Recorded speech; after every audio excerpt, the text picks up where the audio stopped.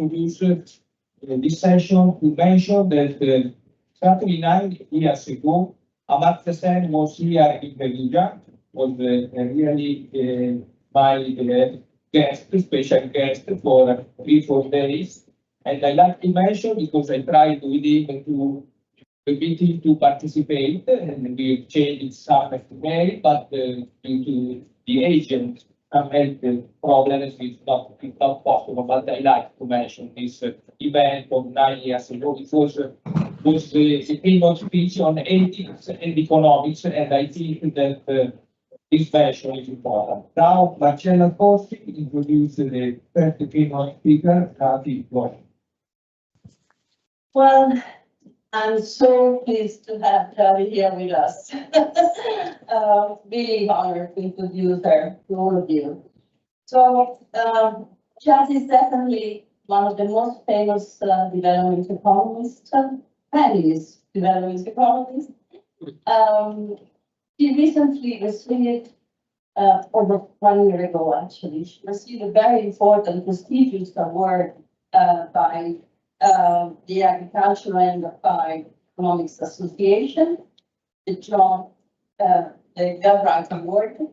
And I would like to introduce her really using the same words that we used for awarding her for this prestigious award, as I said. Well, just to tell you, before her, in 2004, the recipient of the award was Joseph Stiglitz. In 2005 was Michael Porter.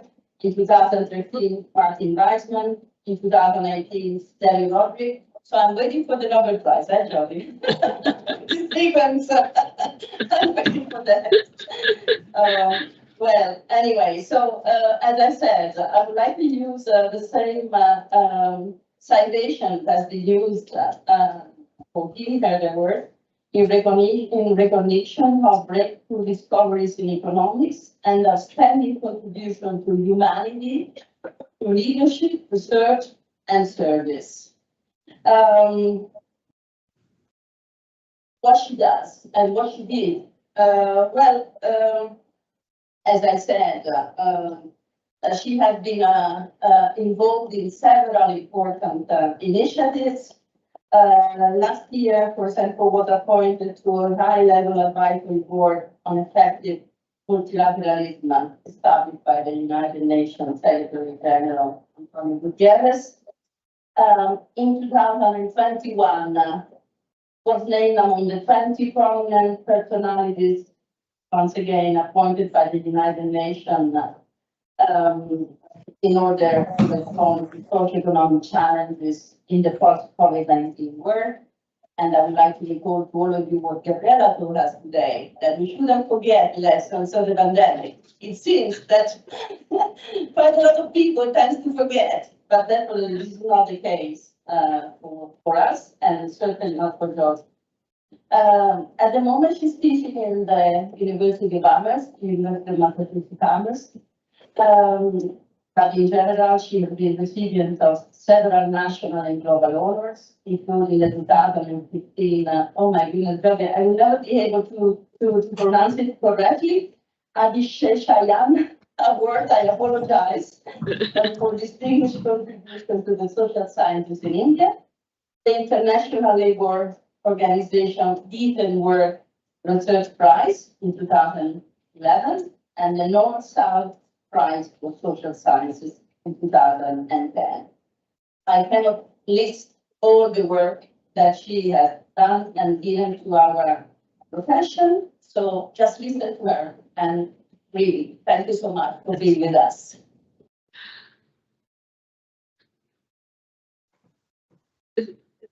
Thank you so much, Marcella, for this really overly generous introduction. I hope it doesn't create the wrong impression in this audience. I really wish I could be with you in person, but I'm really very delighted to be part of this. I'm very happy to have seen your manifesto, because I think it is so important. And I think it's absolutely essential to transform economics. So I'm very much in solidarity with you on this. I would just like to highlight some of the points that I think you've already made in your manifesto, but I want to emphasize them a little more because they are absolutely critical, and unfortunately, the larger part of our discipline still doesn't understand them and still doesn't realize that it means a fundamental change in the way in which we do economics. So I think, unfortunately, economics has become very much like the thing described by George Bernard Shaw in way back a century ago, that, it's people who know the price of everything and the value of nothing. And that's really because we have reduced ourselves to a very simplistic notion of economic behavior, which is increasingly being questioned in terms of what is economic rationality, but also because we have tended to go excessively in terms of what is the marketed transactions, what is the value of marketed transactions, which is GDP, and decide on the progress of economies or of societies on that basis. So I think when we think about a new economics, we have to first ask ourselves, what is the economy for? Why do we need the economy? Typically, we think of it the other way. We are always being told, what can society do for the economy? We are told, for example, that we have to hire more women because that's good. We will get so much more GDP if we hire more women. So we are told that we have to do so-and-so fiscal strategy because it will generate more economic growth.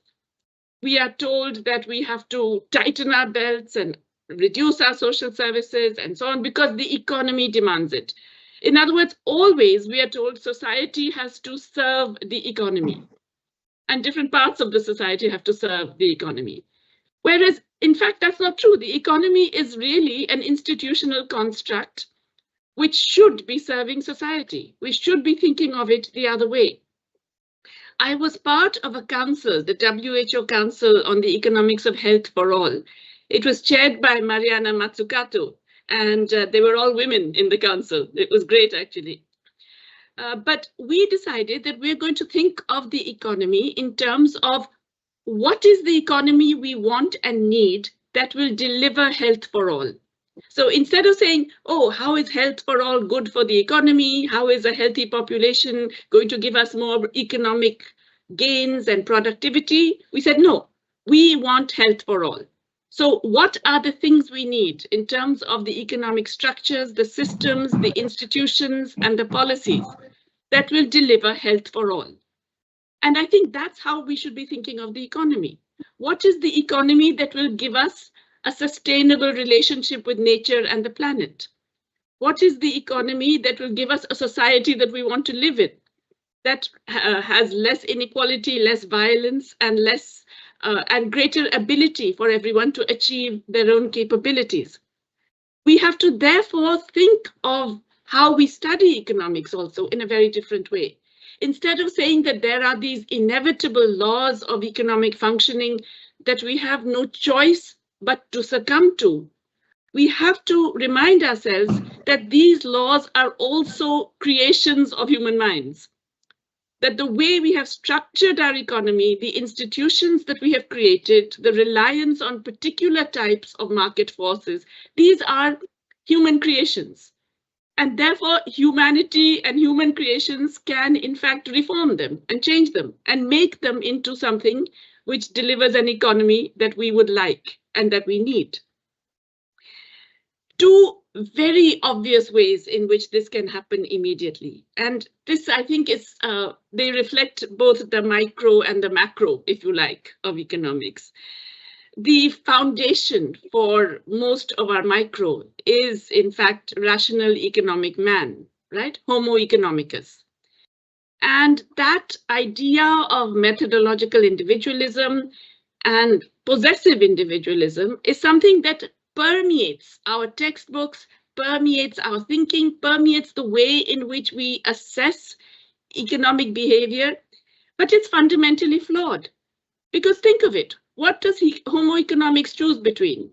Chooses between leisure and, I mean, the utility functionism is the maximization, the choice between leisure and the benefits you get through income from work.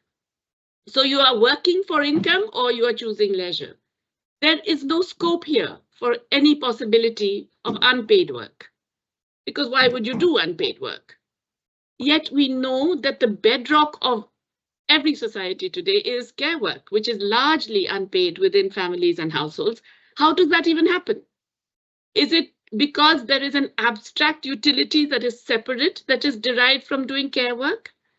No, not necessarily. A lot of care work is very drudgery oriented. It's very difficult. And I mean, women who are fetching water over miles on carrying buckets on their heads in my own country, for example, are not doing this because it's fun or because they love to do it or because there is a utility to be had from doing it. They're doing it because it has to be done and someone has to do it.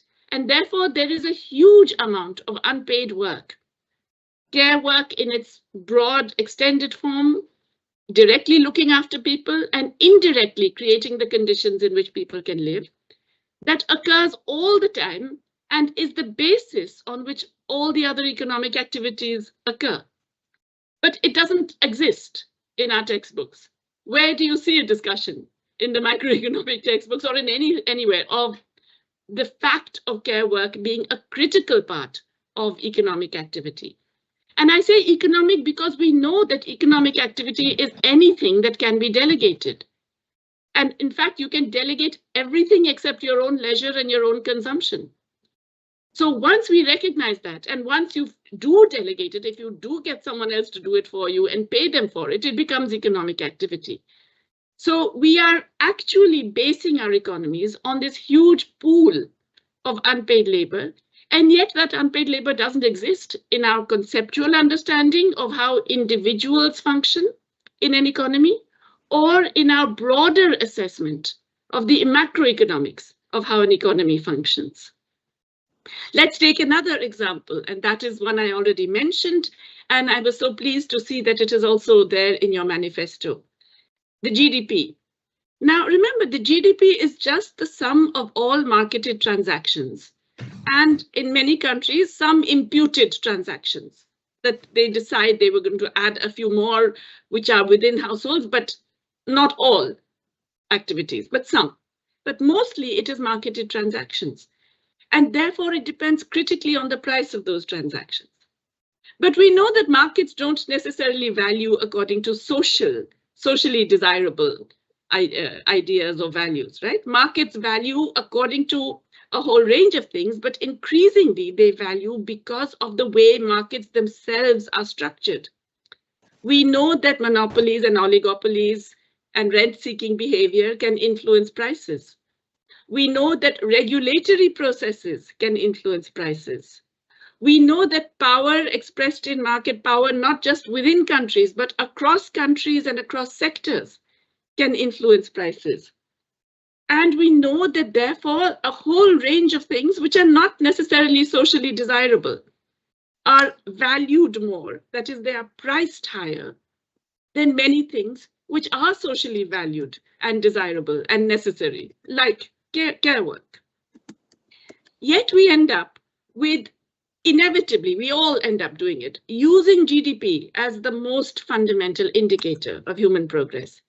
And as long as we keep doing that, we are going to find it very hard to shift our economies in ways that actually will make the economy serve society. We're going to find it very hard to embed the economy in the way that Karl Polanyi talked about, because we will keep valorizing GDP. I was part, I think Marcella mentioned, there is a UN board on economic and social affairs, and we also have been trying to think of going beyond GDP. So in fact, there are these discussions right now in the UN, looking at different possibilities for statistical systems to measure other variables, recognizing that GDP is not going to go away tomorrow because we've decided it's no good. But that nonetheless, we do have to measure other things that are important in society. At the moment, you know, it gives such wrong incentives. For example, a very polluting, congesting, crowded, difficult planetarily terrible system of privatized urban transport, such as we have in my own country. In most of our cities now, we have these very privatized and terrible and polluting systems. Generates much more GDP than a clean, green, affordable, sustainable system of public transport, simply because it will be priced more. Now, that's the kind of thing we need to avoid. So we have suggested that we should be thinking of other variables along with GDP. We have suggested, for example, that we should look at what we've called the labor market indicator. And that is the share, that is the median wage, the median, not the average wage, but the median wage. Half the workers earn less than that, multiplied by the employment rate. And that's important because, you know, if we look just at the unemployment rate, that's often, especially in poor countries, that's not a good indicator because many people have no choice but to work at very, very low wages and very terrible kinds of work. So that's one indicator. And you will be surprised how in so many countries, in the US, in India, in many other countries, the GDP goes in one direction and the labor market indicator goes in exactly the opposite direction. So you can think that per capita GDP is going up and everything's fine, but the labor market indicator will tell you that working people are actually doing much worse. We have suggested also the time use data. That is, by gender, look at the time spent on paid work, unpaid work, and own leisure and personal activities. So divide up the work into three and compare how much when women are spending time on paid work, unpaid work, and their own leisure. It's a very useful indicator in terms of how much people are giving into society relative to how much they are getting from it.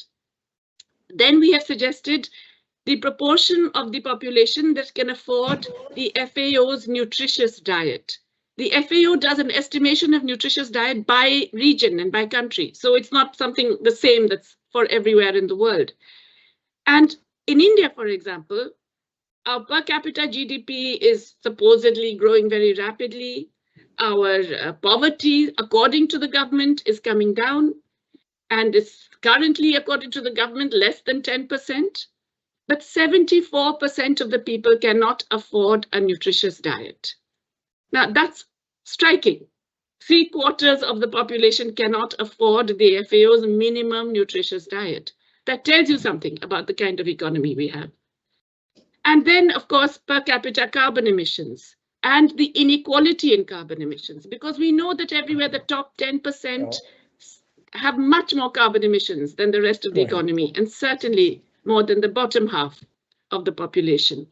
So these are all other things we could look at. We need to go beyond GDP and introduce these data so that all of us actually look at that data regularly, see it every quarter, see how it's moving. That becomes a basis for popular mobilization. That becomes a way to assess the actual progress in our economies. Finally, I want to highlight the global dimension, because too often we tend to think of what's happening in our own economy without recognizing, first of all, the impact of the wider context, but secondly, what we are doing to the wider context.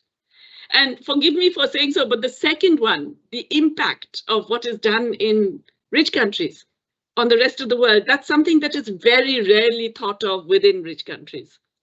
Certainly policymakers in rich countries don't care. They see anything that's happening in the rest of the world as collateral damage. But it is something that people in the rich countries should be more and more aware of, because it generates inequalities, instabilities, insecurities, and social and political tensions that will come back to affect all of us. That nobody can say we will be immune from them. So it's important to recognize the fact that because we have now got so integrated through trade and capital markets, that we really need to, in fact, recognize the role that macroeconomic policies in the rich world have on debt problems, on capital markets, on prices of food and fuel, and all kinds of other things in the rest of the world. we have a planetary crisis, and I'm going to end on this point. We have a planetary crisis. I think everyone recognizes this. And the Club of Rome, which produced its first report 50 years ago, well, 52 years ago now, recently they had a commission that was looking at the world 50 years later. And I was part of that commission. We produced a book. It's called Earth for All. And that book is arguing that we are headed for a catastrophe. I think everyone knows that. We're probably already beginning it. But we can avoid it. We can avoid it. There is the possibility of a completely different economic trajectory that does not lead us into a planetary catastrophe. And that involves 5 major turnarounds. It involves eliminating poverty, reducing inequality, empowering women, transforming the food system, and an energy turnaround, going from, black or brown energy to green energy. And all of these, we have suggested levers that would allow us to do it. This can be done at local, at national, at regional, at global levels. But we really do have to think of ways in which we are going to survive as humanity on this planet. And we have to think of ways in which our societies will survive without falling prey to extreme inequality, polarization, and tensions. So it means that rethinking the economy and rethinking economics as a discipline is absolutely essential. We cannot do this without that major recognition. And so I really commend you on taking this issue up, and I wish you all the very best for the rest of your discussions.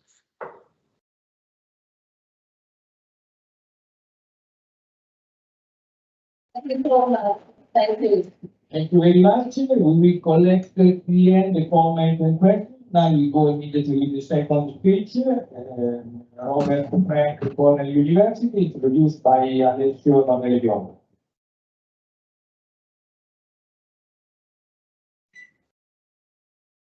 Molto vicino. Okay. So thank you. It is a great pleasure for me to introduce Professor Frank, which is emeritus of economics at Cornell University, and the participation of Professor Frank to the fact that he's sympathetic somehow to the manifesto is particularly evident for the fact that during all his brilliant career, he touched a series of elements that are particularly close to the manifesto. The bad importance that all people attribute to the status to manifest, the fact that cooperation is not developed and the competition seems to be the only paradigm in societies that we are able to follow. The role of emotions, so the fact that in our choices we are guided also by other factors which are not directly monetary or not necessarily monetary. So all of these things is exactly the core of the fact that Professor Frank did a lot of advances in our way to study economics. And now we discussed within the manifesto, asking him to make an intervention on the natural symbiosis that we can find between his career and manifesto. So in one of the most interesting chapters of his last book, so Frank wrote a series of textbooks and also books for the general audience and for the students of almost all universities in the world. So he is very acknowledged. But in his last book, whose title is "Much for One, Done for All," in a point he said that one of his major regrets is that he didn't convince any politician in his efforts. Well, I suggest that we all listen now why he is able to convince us about the very strong impact of the principles that we can find in the manifesto. And thank you personally, Robert, for having accepted our invitation. Thank you so much, Alessio, and Like Jayati, Ghosh, I'm very sorry I couldn't be with you personally. Another commitment kept me from making the trip, but thanks for your flexibility and allowing me to speak to your assembly by this remote hookup. We had a power outage just now. I hope it doesn't persist and come back and interrupt us. I'm going to share my screen. I think we figured out how to do it. I have to click a series of buttons. This is a new program for me. And I'm hoping now that everyone can see my slides on the screen. Yes. Are they visible, Alessio? Yes. Thanks. Okay, I can see only my slides. I can't see any of you. So if you need to intervene, yell in my ear. I'll get off this screen and come back to you. As you say, my title is Smart for One, Dumb for All. This is about a class of behaviors that make perfectly good sense to us individually, and yet when we all do them, nobody likes the outcome. This drawing depicts an example I attribute to Tom Schelling. He asked, why is there a traffic jam in the southbound lanes when there's no impediment in those lanes, simply because there's an accident in the northbound lanes? And his answer is, as usual, simple and sensible. He says that when the motorist arrives at the scene of the accident, he has a choice. He can either slow down and satisfy his curiosity. What are the lights blinking in the other lanes? What happened? Or he can continue without slowing down. It's a very easy choice. He's curious, so he slows down. He does not take into account the fact that slowing down adds 10 or 15 seconds of delay to the thousands of motorists behind him. And his decision to slow down means that there are hours of delays for everybody behind him. If people could vote on the matter, nobody would vote to slow down to get a better look. They would say, put up blinders, let us keep on going. But this is a behavior that is, I call, smart for one, dumb for all. And it lies at the heart of the very most important forms of market failure. I think, as Ms. Ghosh pointed out, it's important what we measure. If we change what we measure, we'll do things differently. But until we understand that the main problems we face are a consequence of the fact that many things that make sense for us individually make no sense at all for us collectively, we're not going to get solutions to our most pressing problems. The market fundamentalists say that the individual demands result in socially efficient allocations. They cite Adam Smith enthusiastically. His invisible hand idea is an incredibly important one. But Smith was much more circumspect about it than the modern market fundamentalists. He said, speaking of the entrepreneur who introduces a cost-saving innovation or a product design improvement, he intends only his own gain, and he is, in this, as in many other cases, led by an invisible hand to promote an end which was no part of his intention. Nor is it always the worst for society that it was no part of it. He was much more circumstance. He didn't claim you always got good results. He said, often you got good results from purely selfish actions. That's an important idea. Smith's invisible hand and the market specialization and division of labor that followed from it accounted for an explosion in productivity, the likes of which humankind never has before witnessed. Look at the steepness of that curve. Of course, it's produced many of the problems that we're now grappling with, but the resources to solve those problems are available precisely because of this incredible productivity increase. In Smith's day, if you had 3 kids growing up in England in your family, one of them would be likely to die before reaching the age of 15. Today, the odds that all 3 will survive is 99.4%. That's strictly a consequence of the fact of the great productivity increases that have been unleashed by Smith's invisible hand. I don't sell that idea short, please understand. Of course, there are many prominent critics of it. The most important among them from the left locate their critique in the claim that there are powerful actors who prevent competition and exploit workers and consumers. They cite plausible evidence for those claims. There are others, however. In the 50s and 60s, there was a renaissance of market fundamentalism. It was not a claim, I don't think, on the part of the free marketeers that markets were perfect, but they thought that any alternative to markets was even worse than whatever imperfections we might see in markets. Friedman famously commented that if you put the federal government in charge of the Sahara Desert in 5 years, there'd be a shortage of sand.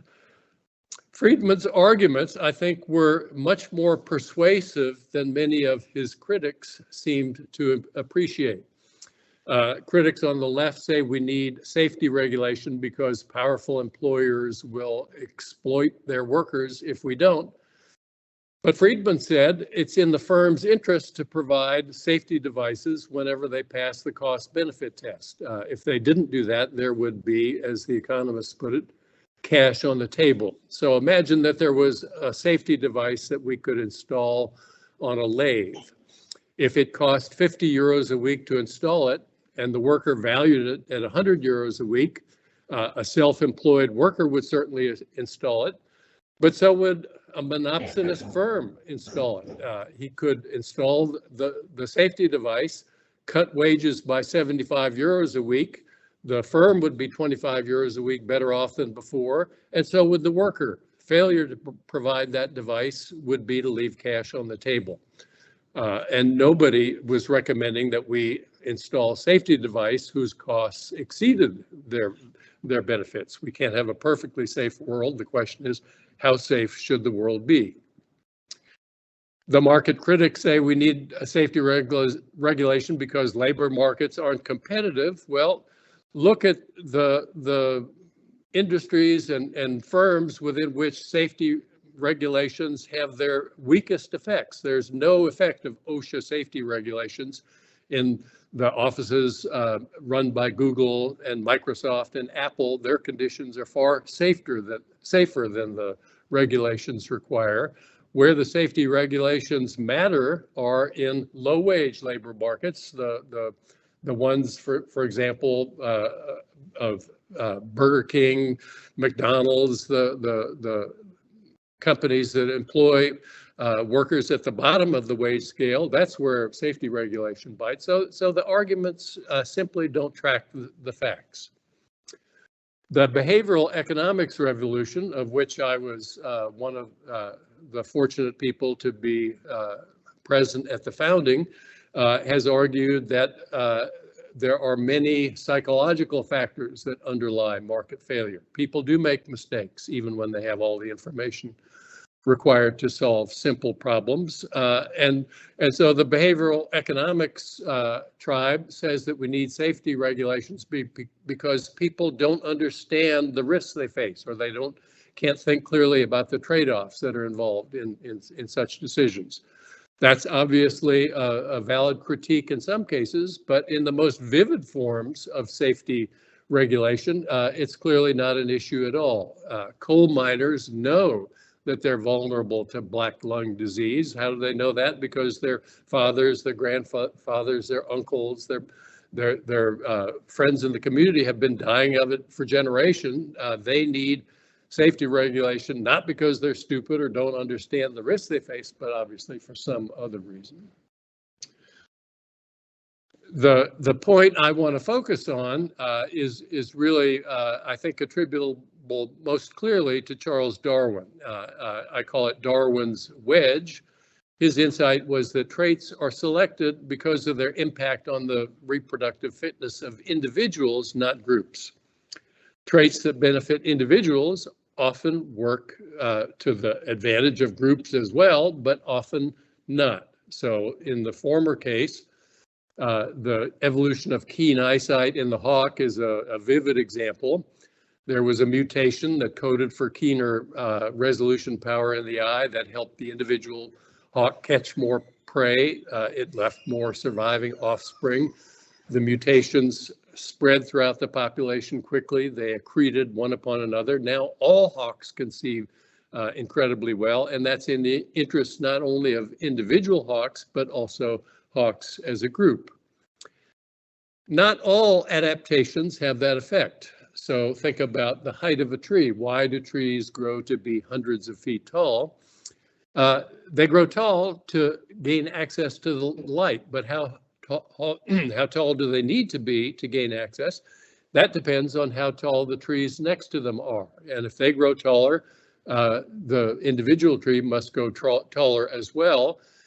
This is pure economic waste from the perspective of the tree.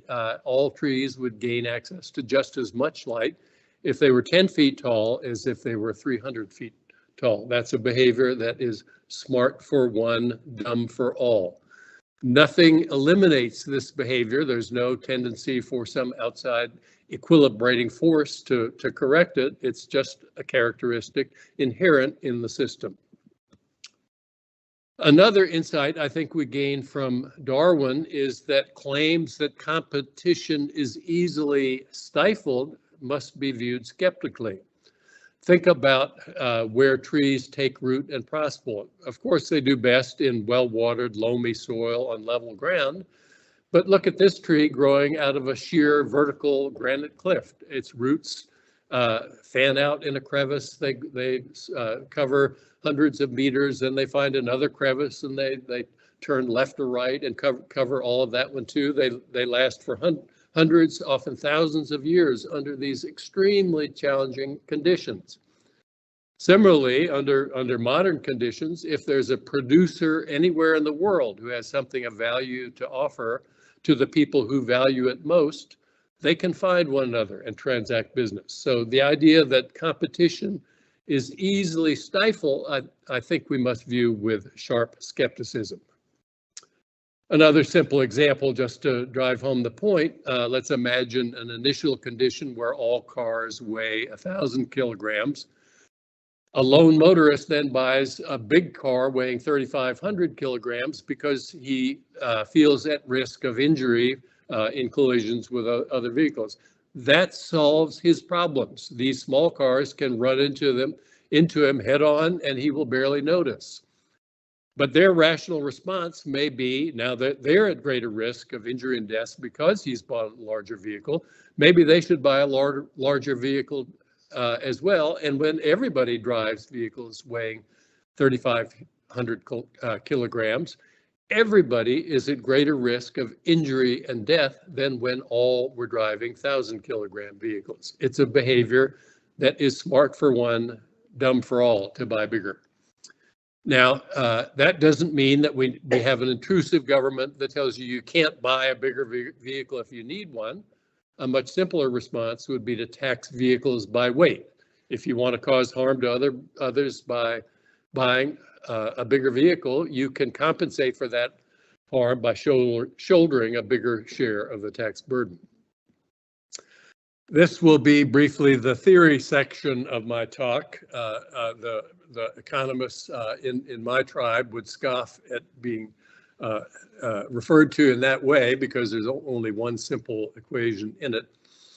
It's really just two thought experiments. So the first is you and your family live in a neighborhood with 400 square meter houses. Others live in neighborhoods with 600 square meter houses. In the other world, you live in a smaller house, 300 square meters, but others live in still smaller neighborhoods with still smaller houses. Which would you choose? The neoclassical model that Jayati Ghosh was criticizing says that this is an easy question. You would choose world A because the utility of a house depends on its absolute characteristics. In fact, most people choose world B. So faced with a choice between absolute advantage and relative advantage here, they choose relative advantage. Here's the same structure of choice. In world A, you have a 2 in 100,000 chance of dying on the job. Others have a 1 in 100,000 chance. In world B, you have a 4 in 100,000 chance of dying. Others, a 6 in 100,000 chance. Which would you choose? Here, virtually everybody chooses world A. They choose absolute advantage, not relative advantage. They don't like having a relatively risky job. They would notice that. They would prefer not to have a relatively risky job. But if the only solution were to accept a job with twice the probability of dying, they would say no.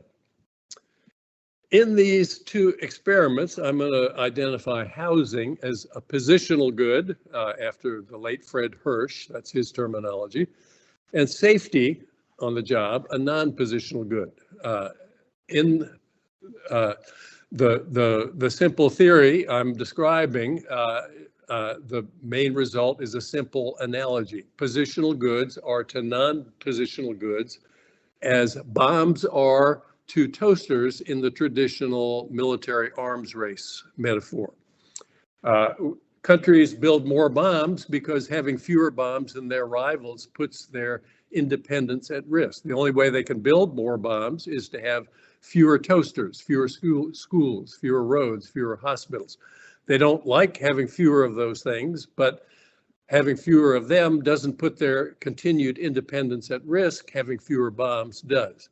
It's exactly the same relationship between positional and non-positional goods. Positional goods, the evaluation of them is more heavily shaped by context than the value of non-positional goods is. And so we get a positional arms race. How do we pay for positional goods? We take money away from non-positional goods.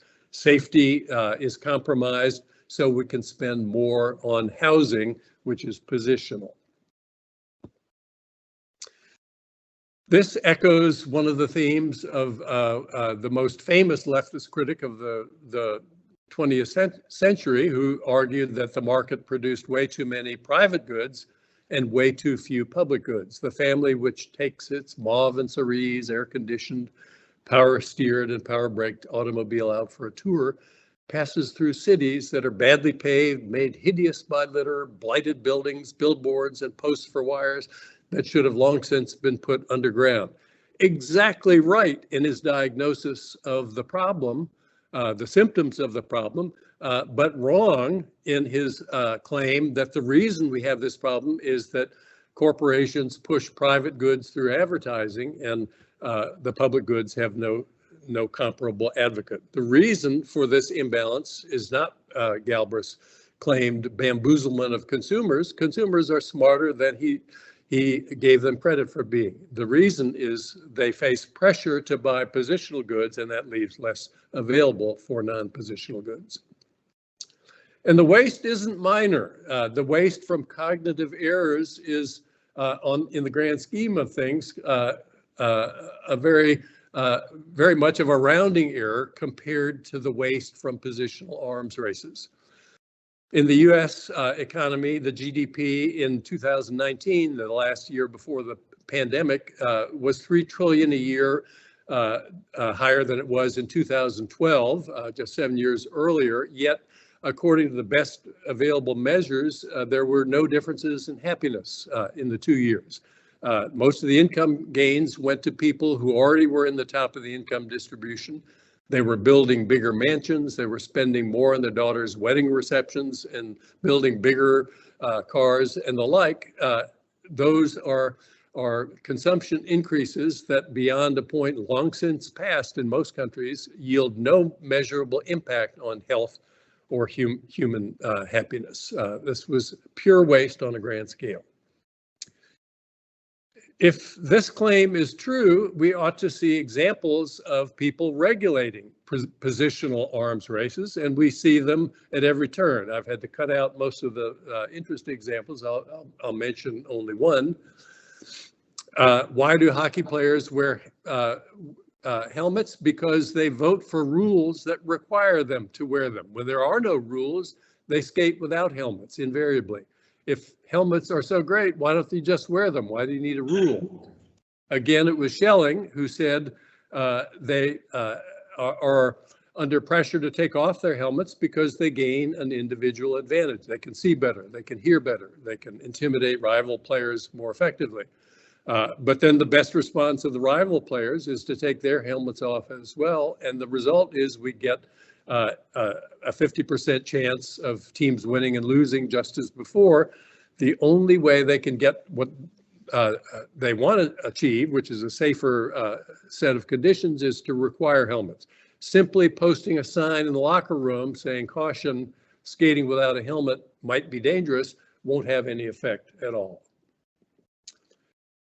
I'll mention in closing the importance of the link between school quality and neighborhood house prices. In every place I've ever lived in the world, I've lived in many different places, I've visited many more, the best schools are in the more expensive neighborhoods. If you want to send your kid to a better school, the best thing you can do is get more money to bid for a house that's served by a higher quality school.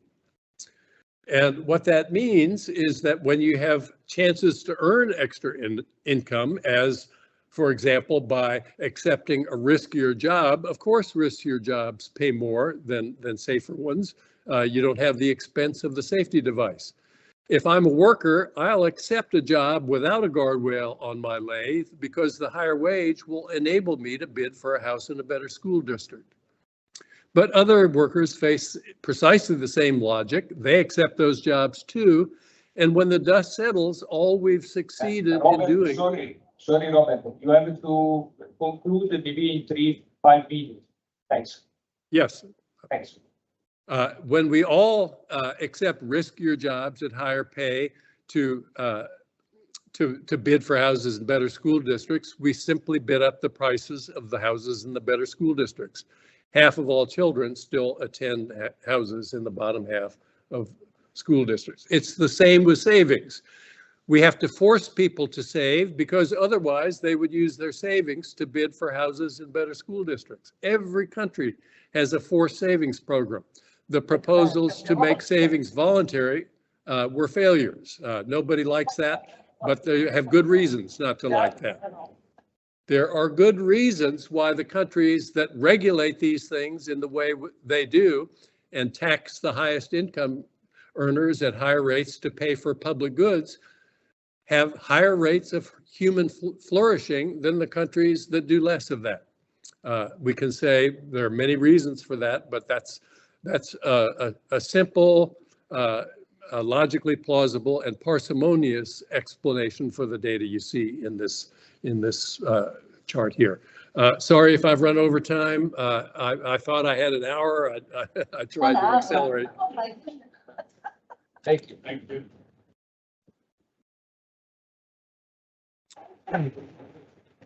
Thank you very much. Now, very quickly, I introduce Professor Jeffrey Sachs. Not necessary. Professor Sachs is a very influential economist, world leader in sustainable development, senior United Nations advisor, best-selling author, and the syndicated journalist whose monthly newspaper columns appear in more than 100 countries. Prior to his role from the university, he was a professor at Harvard University, where he obtained his PhD. So he's Professor Sachs, the first law.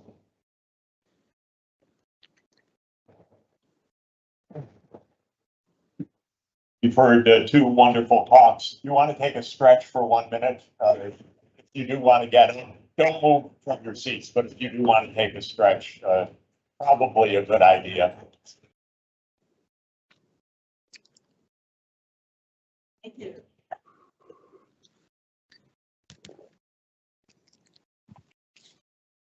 That's enough. Robert, please remove the share screen. Okay, thanks. So I want to thank the organizers and thank all of you for the manifesto and make some remarks about the context of the manifesto and the world economy and what we in the economics profession might do and some suggested next steps, if I might. I think we're in a situation where, as we've heard from many speakers, we know that the most basic model that we teach from first day textbook or the first day graduate school course in microeconomics is, of course, a very great caricature of real life. And it came to be the fact for the last 50 years at least that the main way that economics is taught in macroeconomics is that individuals have preferences or utility functions. They aggregate in markets. There is a market equilibrium. Under certain circumstances, it has desirable properties. We have two welfare theorems, and then there are market failures. And those market failures can be corrected in a number of ways, and they have to be corrected by government, but governments have political failures. And that's what we teach. And it's very interesting, a little weird, but still quite interesting. But that's the dominant approach of pedagogy. By the time it gets to the public sphere in business or in political discussion in the United States or in Great Britain, it's basically markets are good, government should be limited, and let's get on with it. And the United States is probably the main exemplar of that kind of public discourse as a general discourse. When it gets to politics, it becomes slogans. When it gets to ideology, it becomes American-style libertarianism. When it gets to global affairs, the basic idea that markets come first, correction comes second, and that this is not bad, and you do the best you can, is pretty deeply embedded in the policies of international institutions like the IMF and the World Bank. And I always like to recall the most important economic geography in the world, which is that the IMF is at 19th Street in Pennsylvania and the White House is in 16th Street in Pennsylvania, and the World Bank at 18th Street in Pennsylvania Avenue. So this is a US construction over 5 blocks from the Treasury, 15th Street, up to the IMF at 19th Street. And yes, it embodies a kind of crude version of a basic approach which we teach in pedagogy, and which then becomes a kind of background noise to our politics and discussions, especially in the Anglo-Saxon world. Now, if the Anglo-Saxon world had not run much of the world for the last 2 centuries, this could be a little bit of a bizarre footnote, and maybe we'd all be reading Antonio Genovese and Civic Economy. I tried to find an English language version of Enrico Genovese and couldn't find one, so that's a recommendation. Maybe I just didn't look in the right place, but I could not even find a translation of his tract on commerce, which is a bad sign. So we in the Anglo-Saxon world can't even read Genovese, but we don't anyway. We don't even know who he is, except for the fact that I am lucky to learn from Leonardo, from Stefano Zamagni, from Luigino Bruni, and from many of you who he is. Otherwise, I would never have heard of him. He certainly was never mentioned once in any course that I ever took, undergraduate or graduate. Now, again, if Britain had not been the British Empire and the United States had not been the American Empire, the Anglo-Saxon model would be a very interesting, extreme sideshow. A little like Austrian economics, by the way. You'd have American economics. You'd say a little extreme, got some interesting ideas. Where the heck did that welfare theorem come from? That's a little bizarre. You have to stand on your head and make all sorts of weird assumptions for that. We're going to start in a different place. So we really have a job to do, by the way. And it is because we know all these issues. And I thought Massimo's presentation was wonderful. He said, yes, we don't really believe in those things, but we teach them. And that's what they hear. And one of my favorite papers is Robert Frank's paper, Does Studying Economics Inhibit Cooperation? The answer seems to be yes. We train a certain incapacity. I understand the paper, Robert, well, but that seems to be your conclusion. It's the one I draw from it anyway. We learn that the rational outcome of the prisoner's dilemma is defect. That's crazy. That should be the exception. That should be when you're selfish and you don't talk to the other person and you don't know how to cooperate. You end up in a bad equilibrium. But we teach that as the right equilibrium, the rational one. And the other one is exceptional. That's for nice nurses, but they didn't study economics properly. So this is really, it has consequences, the way we approach these issues. Now, therefore, it's not good enough, in my view, to say, well, we kind of know and we're groping for something better. We don't know exactly where it can be. I do think we need a different approach to pedagogy, a different approach to our way of analyzing and working in the profession, a different way of the actual functioning of our economies that don't start from a premise, markets first, but start from a premise of certain objectives, like Jayati said also a few minutes ago. So the manifesto has 5 parts: beyond homo economicus, beyond shareholder-only corporations, beyond GDP, beyond the government-individual binary to subsidiarity, and to interdisciplinarity. So let me make some practical comments on my own view of these issues and how I tend to view them. And you may like that way or not like that way, but I'll give you my own take on this. First,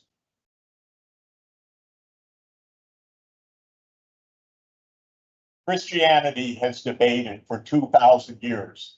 Is human nature basically good or is human nature basically bad?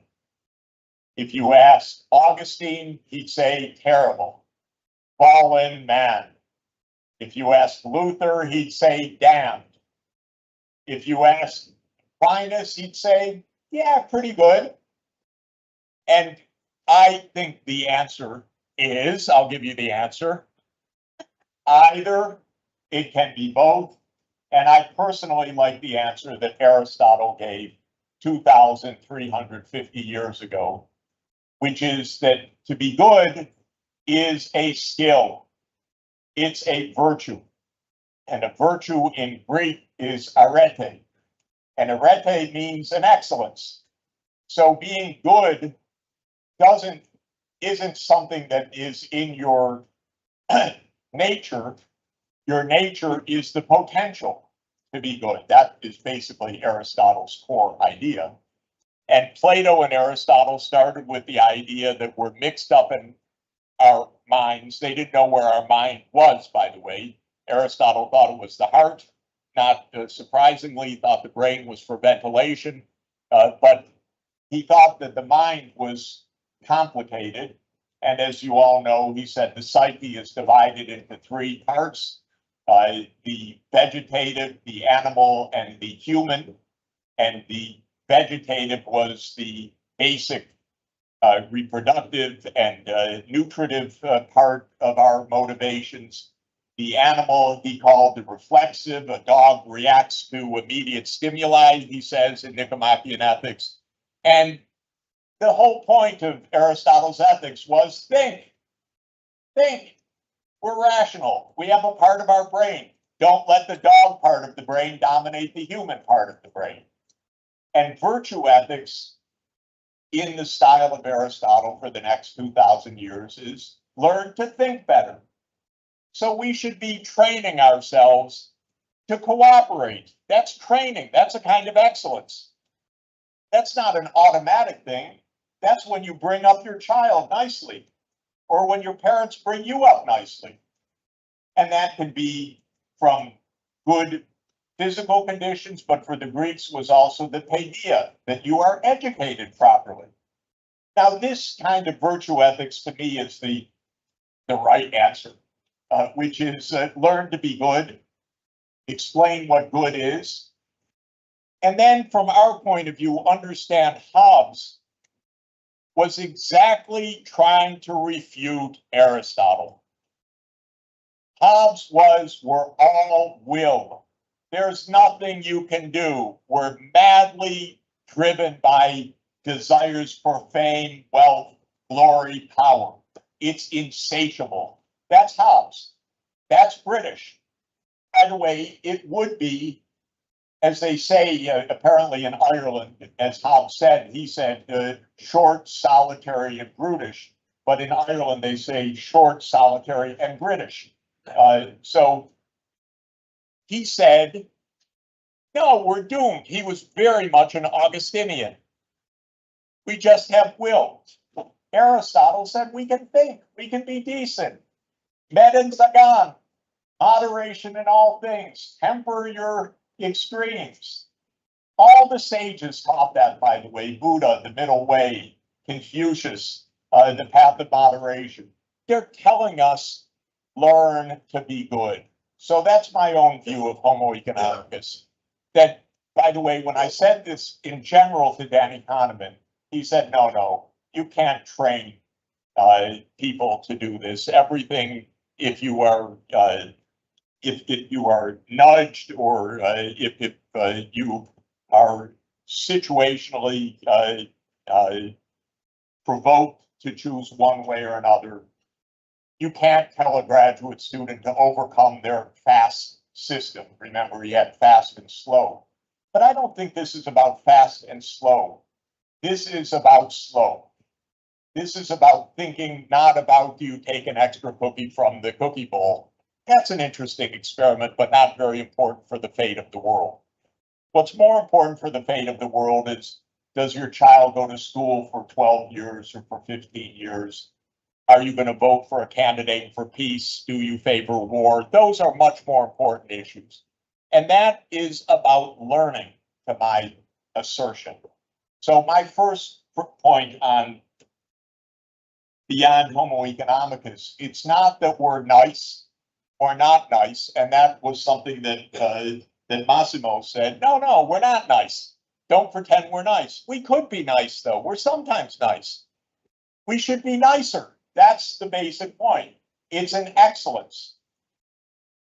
There are 4 cardinal virtues. You can find them along the same picture that Leonardo showed in Siena in 1338 in the portrait of the good city, or the good government. And those are the virtues that we should be trying to cultivate. They're not the utility function. Utility function is a very specific idea that will is everything, and it is a kind of British nominalism and British materialism, and it is faulty psychology, and it's naive for us to teach that way, and it leads to very bad outcomes, actually, because at least in the US context, it validates greed. Well, what else are you going to be? That's how people are. That's what we're told. And when you grow up being told that, you should be greedy. Everyone else is. And so you don't even have the chance for social norms. And so this is really a consequential issue, in my view. I would put beyond shareholder only in the same vein. I'll give you a quick story. We have a terrible corporation, really nasty, shareholder maximizing, called Gilead, a drug company. Its idea is maximize wealth even if people die in large numbers. And they had a particular drug for hepatitis C, and they wanted to parcel it out over 10 years rather than cure the pandemic or the epidemic of hepatitis C. So they actually described, we have a 10-year process. The drug price was, I think, 100 times markup on costs. People were dying massively, but they explained this is our strategy. I wrote an op-ed saying this is really not right. And I got an email immediately from someone on Wall Street saying, Mr. Sachs, I don't understand. You're an economist, aren't you? And I wrote back and I said, yes. He said, well, that's our system. What is your problem? That's, I'm telling you, that is really the ethos in the United States. That there's no problem with the drug that's 100 times markup if they own the drug, if they own the property rights. That's not just they get away with it. That on Wall Street is, Mr. Sachs, you're an economist. What? I don't understand. And it was genuine. It wasn't to yank my chain. It was really confusion. I don't understand what you're saying. Oh, I forgot the last part. I wrote back and I said, people are dying. And the person from Wall Street wrote back and said, yes, that's our system, Mr. Sachs. That's our system. So this is not innocent. This is not casual. This is real life. What we teach, how we portray what is normal and what is good and what corporations should do makes a difference, in my opinion. And it makes a difference in the laws that we set, in the regulations, in the way politicians talk about this, and so on. So that's a point I just want to incorporate the second point, the shareholder point, under the homo economicus point. Now, on the third, beyond GDP, I'm missing one phrase here the whole day. It saddens me a little bit because I spend my whole life with that phrase. Okay, that's sustainable development. I don't think I've heard it once yet. I don't know if it's in the manifesto or not, but I am advisor of the UN for sustainable development. And I spend all my waking hours, morning till night, on the 17 sustainable development goals. Why? First, what is the concept of sustainable development? It's the closest shorthand I know to a decent world. It has 4 components. There should be economic well-being everywhere. There should be social justice. There should be environmental sustainability, and there should be peace. Those are the 4 components. They're embodied in 17 goals. The goals have a special importance because all the world's governments agreed on them. That's rare. It's not easy to get that done. It doesn't mean they get accomplished at all, but try to get all 193 governments to agree on something. I tried a few times. This one they agreed on. I view it as quite useful that we have a global agreement on that. And to my mind, it is the goals that rightly express what we're after, which is, why is there poverty in this world? It's absurd. We have all of the technologies possible to keep everyone at living standards far above absolute poverty, not even close. People need electricity and they need education and they need water and sanitation, and you're not in poverty anymore. That's just about it. That's not so hard, but our institutions aren't designed to guarantee it in all places in the world, but it would not be so hard if it were seen as the normal thing to do. Okay, so I think that the sustainable development idea is actually a right normative idea. It has the advantage for us and for me every day to say, it's not my goals. The whole world agreed on those goals. By the way, the whole world agreed in 1948 on the Universal Declaration of Human Rights, and that has economic justice in it.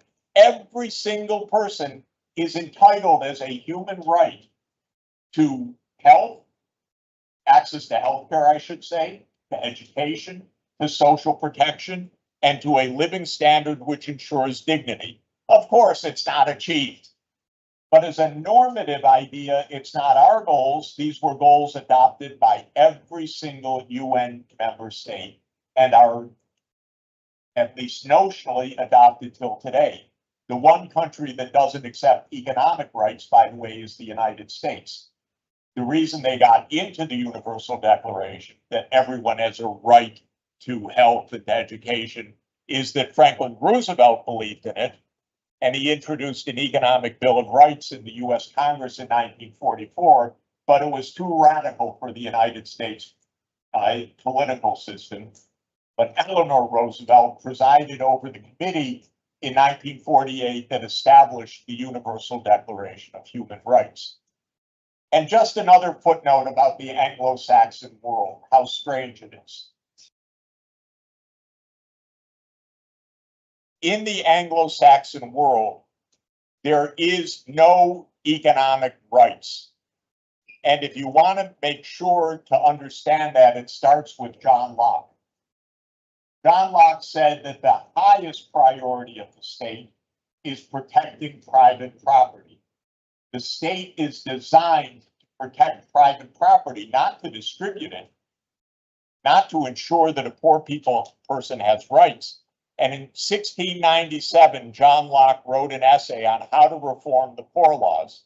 And he said that children over the age of 3 should be in work schools if they are vagrant. 3 and over, excuse me, I stated it wrong. That's the US mentality. It's the British mentality, it became the US mentality. There are no economic rights. As a profession, we need something different. Are you kidding? The Christian idea from the very beginning was the universal destination goods. Even Locke, by the way, says, yes, universal destination goods. It's one of his provisos in the second treatise on government.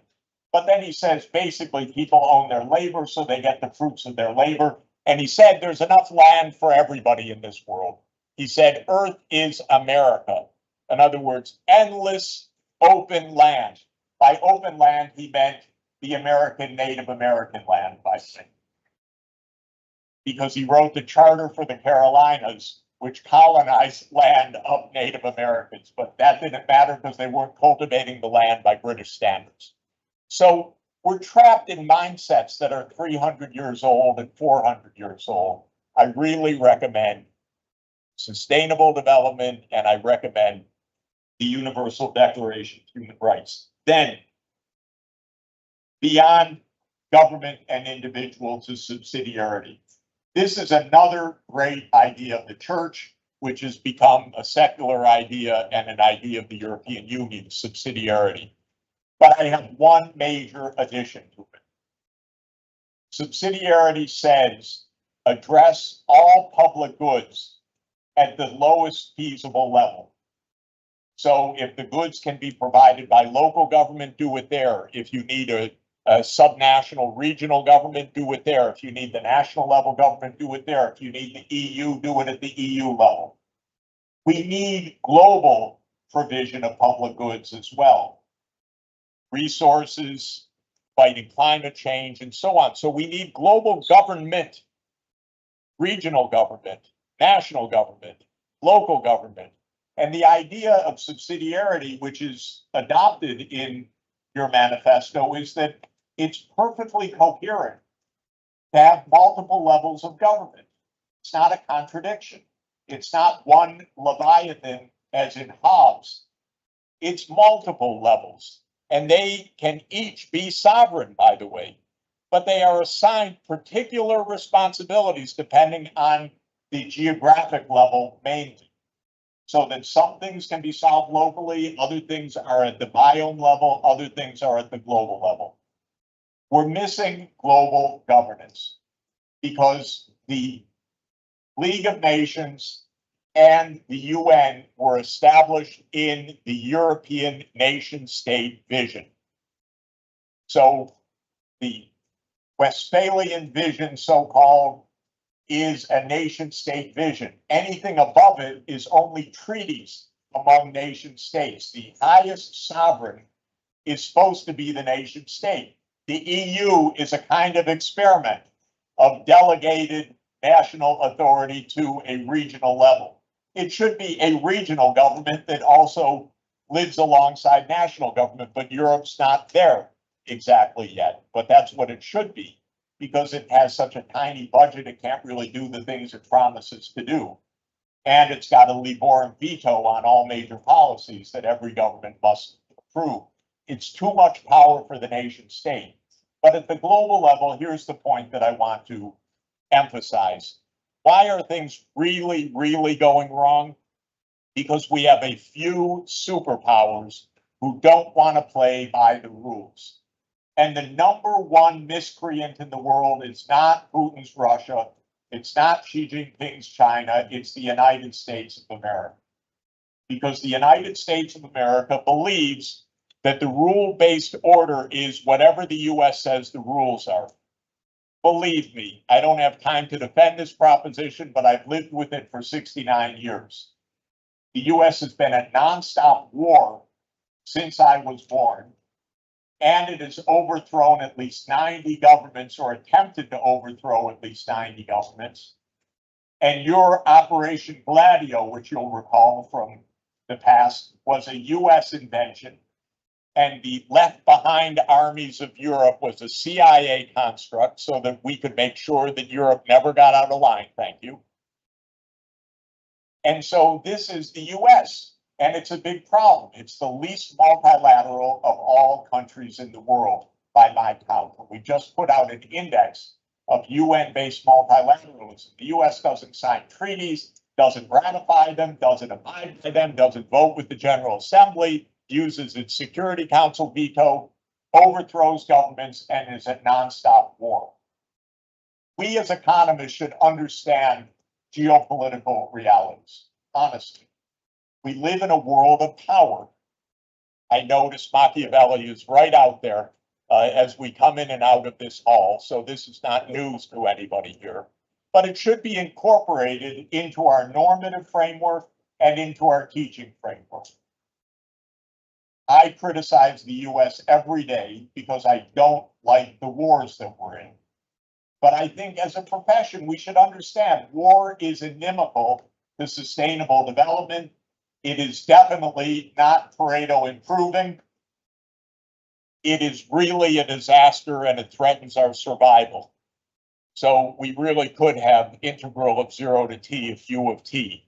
We don't want a set finite t. We want an open-ended horizon for humanity. And we're playing with nuclear Armageddon right now. It's part of our agenda. So my main point on the question of subsidiarity is global governance. All countries play by the rules of global law. This is extremely important in our world. Fifth point, your point of interdisciplinarity. Absolutely right. I just want to tell you briefly my experience with interdisciplinarity as heading the Earth Institute at Columbia University for about 15 years. The interdisciplinarity that I saw was four main systems, areas of knowledge. Earth physical systems, engineering systems like the power sector or the transport sector, the digital economy, or the digital sector, I should say. The social, political, economic as the third system, because our system of human interactions, economic, social, political, is very distinct from the power grid, and it's very distinct from the hydrologic cycle. And the fourth system is the human behavioral system, the neuroscientific and social psychological. So when I think of interdisciplinarity, it's not interdisciplinarity within the social sciences. It's across the earth physical sciences, the engineering sciences, the social sciences, and the human behavioral sciences. It's a wonderful mix. What I learned and experienced is nobody knows how to talk to each other. It's very different languages. If you put a climatologist, an energy engineer, an economist, and a social psychologist in a room together, they may smile at each other, but they won't know why they're there. If you tell them your job is to come up with a way to decarbonize Perugia, they'll get down to work in a very interesting way. And so if you give them problem solving, you really get somewhere on the interdisciplinarity. Otherwise, it's almost hopeless. Everyone has different grants, different languages, different journals, different promotion criteria, different students. But the problems don't come packaged by our disciplines. The problems are really interesting. Ending poverty. That's physical geography. That's public health. That is engineering. That is economics. That is behavioral. All of it. No question. Same thing with the climate agenda. Same thing with sustainable land use. With all of our big challenges, you need all of that range of disciplines. So my point is, it's not only interdisciplinarity, it's problem-solving orientation. And here is really something interesting for us. Milton Friedman, you may recall, in a 1953 essay on the methodology of positive economics, said that the basis of economics is prediction. If we were astronomers trying to track the heavens, that might be okay. But it's a ridiculous assignment for economics, frankly. And if you're an investor, it may be okay. But if you're actually trying to make the world better, it's an absurd point of view that it's only prediction that is your aim. So I'm married to a medical doctor, and I have learned from her over 44 years. By the way, she took me on rounds when she was a medical student. I had fainted right away. So it proved that I was in the right profession. And I always think, because I watched her for 40 years as a doctor, it would be what we do and how I was trained. I was told, do your research, write your papers. When I did something in policy and helped stop a hyperinflation, my dean said to me, that's very nice what you did, but now get back to your real work. So it wasn't trying to solve anything, trying to fix a problem. It was write more journal articles. So that's quite different. That's Milton Friedman's world.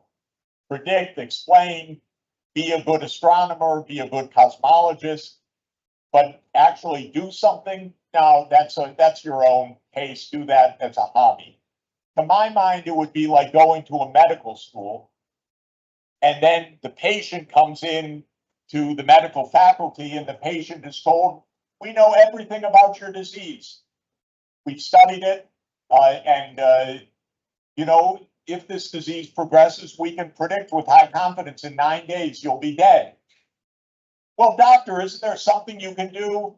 Yes, but I don't want to interfere. That's a personal matter. You know, you'll be dead in 9 days. That's what I can tell you as a professional. What is this? This is how we actually behave as economists. We're observers. Will the market go up? Will it not? Will it be 3% growth or 4% growth? By the way, not even important questions in the scheme of things. It does not matter whether the US grows at 3% or 4%, even though you say a percent on a $28 trillion economy, that's $280 billion. The way we're using it, it doesn't matter.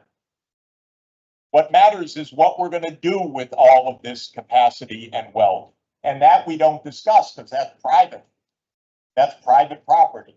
So my point is on the fifth point about interdisciplinarity around problem solving. And the problems I like to solve are the goals that the world has already adopted, but hasn't figured out how to solve, like how to make the planet safe from our own actions, how to stop the environmental devastation, how to end poverty, things that we've actually adopted. And the final point that I would add, which came up in the discussion this morning, is educating the public. It is a responsibility, a normal responsibility. It's viewed as something you do on the side again, but actually public understanding, awareness, people, that's what citizenship is about. That, by the way, is a virtue. Good citizenship is a virtue. It's a skill. You have to learn how to be a citizen. How many people know what a public good is? How many people understand what the dynamics of local government or national government or budget? No, very few, but they're citizens. And this is very important.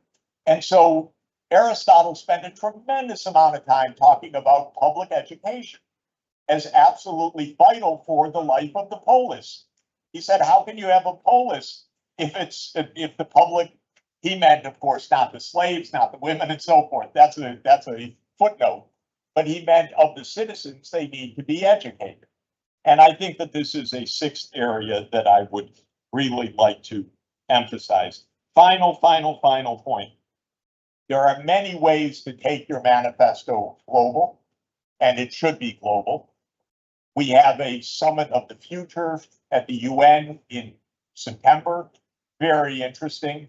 The Secretary General has said, let's think about the balance of the 21st century, what it should be. This is a good time to talk about these issues.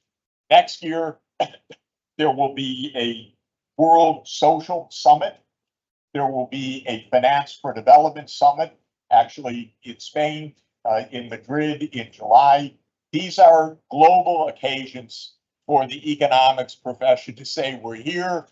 We believe that our globally agreed goals could be met with our vast resources. We have the mechanisms, we study them, this is our work, and so forth, and it should be our excellence as a profession and our excellence as a global public to achieve what we have said we would achieve. I would also mention, of course, the economy of Francesco, right here in Italy, and it's so much part of all of this. We have an initiative, I have an initiative with Leonardo and Stefano Zamani and others on fraternal economy at the Vatican. That has a global reach, believe me. And so it's a way to make the ideas spread very widely.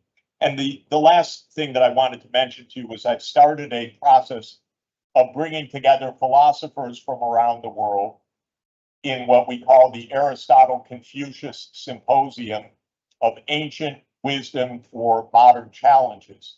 Because in our world today, we need the Chinese in the room. We need India in the room. We need Africans in the room. We need all parts. We need the Muslim world in the Islamic world in the room. And my view is, at least my favorite philosophers across all of the religions are virtue ethicists. So every major faith has virtue ethics, and also Confucianism, which isn't exactly a faith, but it is China's longest lasting cultural ethical philosophy, is a virtue ethics as well. So I believe, that's my hypothesis, that we can build a global ethics that makes sense to all parts of the world and isn't imposing our ethics on somebody else or presupposing, or isn't assuming, well, everyone's different, so we'll just focus on our own neighborhood. The world is too interconnected to leave ethics to ourselves. Thank you very much.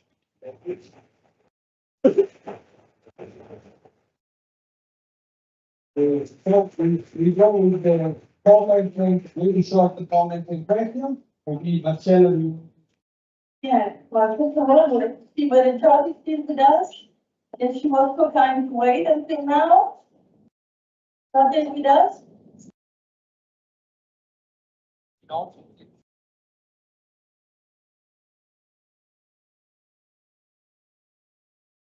Not in the room. Okay. So we collect some, please put up, few questions right there. Please tell your name and also the name of the speaker that you like. Yeah.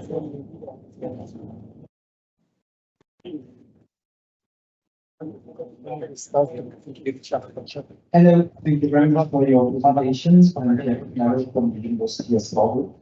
And my question is actually about the three presentations that I found really fascinating. Thanks so much for coming and giving us all these elements. At Ghosh, you told about embedding the economy within society according to Lenny.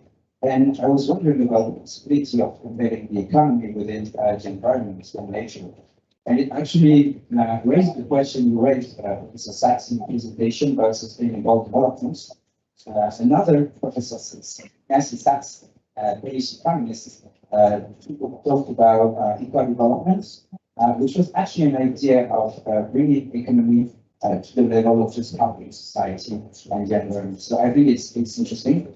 And we presented a critical take, Professor Sachs in the presentation about GDP, questioning the very sense, the very meaning of GDP growth.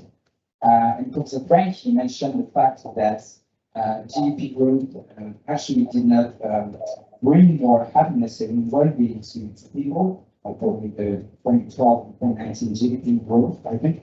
And so my question would be, relying on the fact that the IPCC 2 years ago said and stated very clearly that absolute decoupling would not be enough to respect the Paris Agreement, absolute decoupling between CO2 emissions and economic growth. What would be your take on when we phase out growth of the economy, then going to the stationary states? Will be a take on that. Thank you so much. Okay, please a short comment and question. So please. Thanks.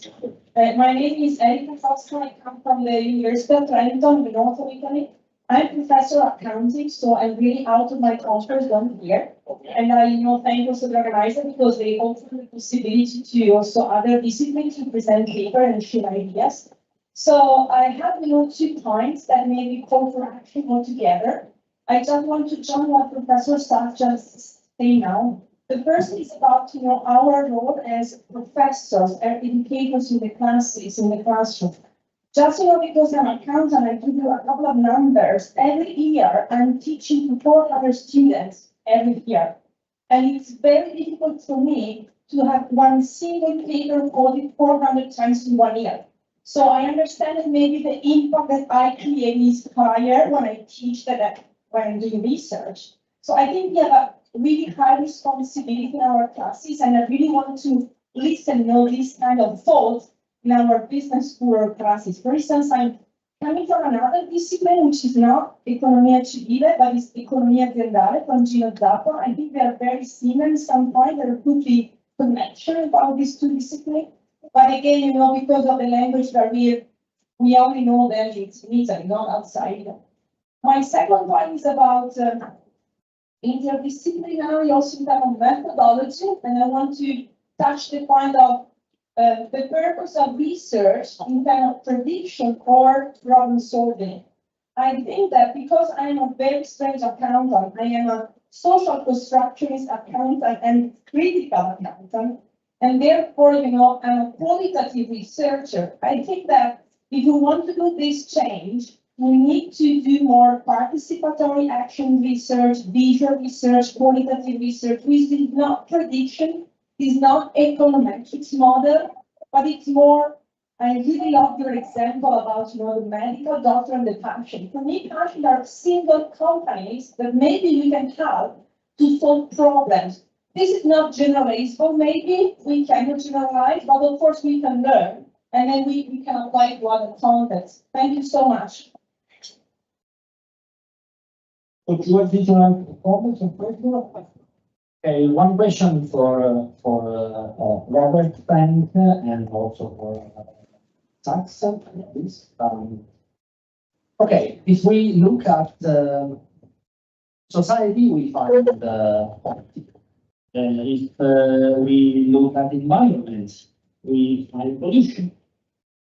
If we look at the market, well, we find a monopolistic concentration of power. So we have some remedies for these failures, which are basically based on taxes approaches or subsidies or things like that.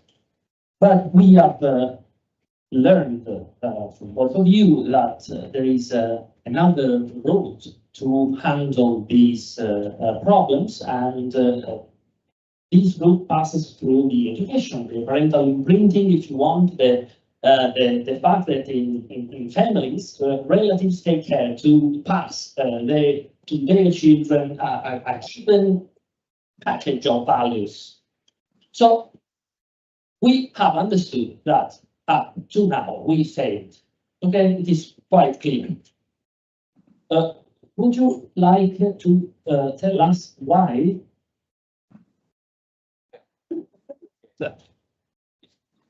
The last question is first part. It's Academy Soprano, development economist at the World Bank, an advisor to the UN, and a proud lecturer at the University of Rome. Question for Professor Sachs, if I may, and then a small one for Professor Jayati. Well, Jeff, first and foremost, it's an absolute honor to have you here with all of us today. Thank you so much for making a long way to Perugia. And I was glad that you mentioned our offices at 18th and H in Washington, so that I used to take plenty of walks in my lunch breaks past the Treasury building. So going back to what you said about the global public goods, having worked in that space for a couple of years now, I hope you will agree with me that one of the main issues we have there is enforcement. We have beautiful global rules, but we haven't really done a very good job of enforcing them systematically across the world. And yet there seem to be some interesting improvements, right? We have some talks about the reform of the international financial architecture. We have some discussions about the reform of the NEDs, including the leverage sustainable finance. I used to advise the Italian G20 president on sustainable finance matters, and there was a lot of good cooperation between the US and China. Do you think these are indeed good developments? And irrespective of that, how do you think we can fix that enforcement issue? Then for Professor Jayati, just a small thing, because I enjoyed everything she said, but particularly some of the practical suggestions she offered on how we integrate GDP as a measure. And one that I came across recently comes from research from bank colleagues around inequality of opportunity, which is something different from the Gini index that we all are familiar with, and which says that inequality is basically impacted by the opportunities you have in terms of where you're born, rural, urban, developing, which family you're born, in terms of the socioeconomic wealth of your parents, but also which ethnic group you're born into. Certain countries may see this resonating more than others. So I'm wondering whether that could be also an addition to have very interesting suggestions to GDP as a measure. Thank you. Thank you. So we start, Robert Frank, please, your reply to the question. Robert, please. Yes, I heard a bunch of questions, but none of them clearly. So Alessio, maybe you can help me by restating the specific question that you'd like me to try to address. Okay, so the point of the failure, the point of the failure in transmitting these educational values so that we shape a society which actually generates problems and which is able only to tackle them by means of market measures. So why did we fail to build a better society? Well, of course, as an economist, I remain in favor of using market incentives whenever it's practical to do that. What I think we haven't taught clearly enough to our students and to the public in general is that equity concerns almost always dominate efficiency worries. And if we fail to pay close attention to equity issues, then we simply have no opportunity to do the efficient things to solve the problems that we face. I'll give a simple example. It involves Alfred Kahn, who was the dean of the Arts College at Cornell when I first came to Cornell 52 years ago. He left Cornell to be the chairman of the New York Public Utilities Commission that regulates the telephone company and the electric companies in New York State.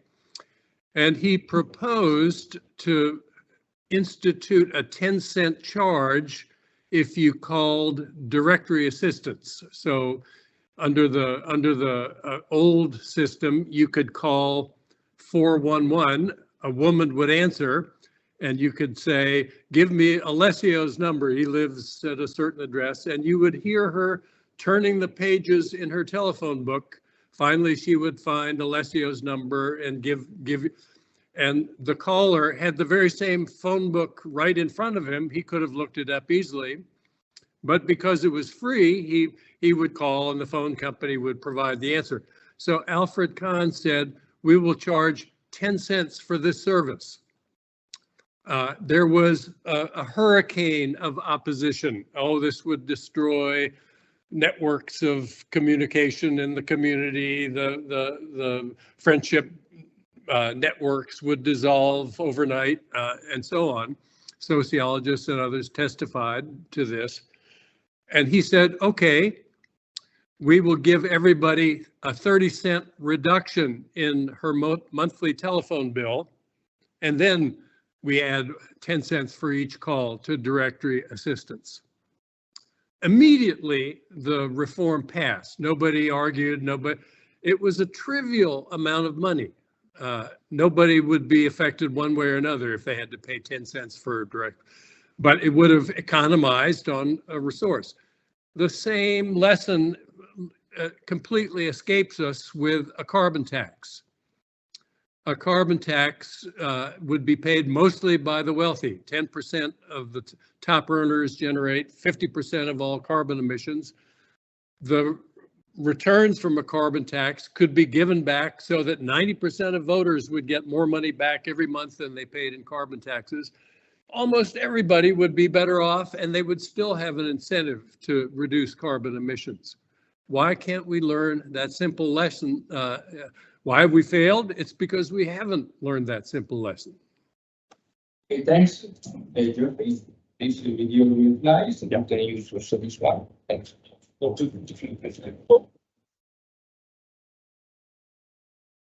me take a couple of the questions. First, on enforcing the global goals. The issue is more primitive than that. When our diplomats negotiate or our governments negotiate, they set objectives, but they do not know, understand, or even try to ask how to meet those objectives. And then there is no systematic process in the international system to define how to meet those objectives. The World Bank has never put out a paper, how to end poverty by 2030. It was a goal, but there was never a single study in the World Bank that said, here is the pathway to success. The IMF has never written a paper saying, here is how to finance the Sustainable Development Goals. Under my prodding, they wrote 2 papers saying there is a shortfall of finance, but they never wrote a paper saying, here's the solution to the shortfall. Why? I'll tell you, one of the major reasons is the United States does not want to be confronted with any bills. Nobody wants to, that the IMF puts any number on the table that then implies the United States owes something. This is literally the case. The executive director at the IMF or the World Bank does not want a paper in which the US 20% share is then supposed to be an obligation of the United States. I live in the world's most selfish politics. But it was designed by John Locke. The whole idea is to keep everyone away from the wealthy. That's the purpose of the US government. So it is to make tax cuts. Now, I don't want to overgeneralize that, but basically we do not have the logic of connecting the goals with our policies. And look at the European Green Deal. It was adopted, but then there's no plan at all. Each of the 27 is supposed to make a plan. They don't really make a plan, they make a 5-year budget request. They don't make a plan of how Europe's going to decarbonize by 2050. They make a plan for a 5-year cycle of finance from Brussels. So this is not the most basic point. So where I start on enforcement is even more primitive. When I came into economics, the first Nobel Prize that was given was Jan Tinbergen. And he had a basic idea, which was brilliant: targets and instruments. You have targets, you know the structure of the economy, you figure out what instruments you need to apply given that structure so that you reach the targets. And he put that into effect in Dutch planning for the budget and for other things.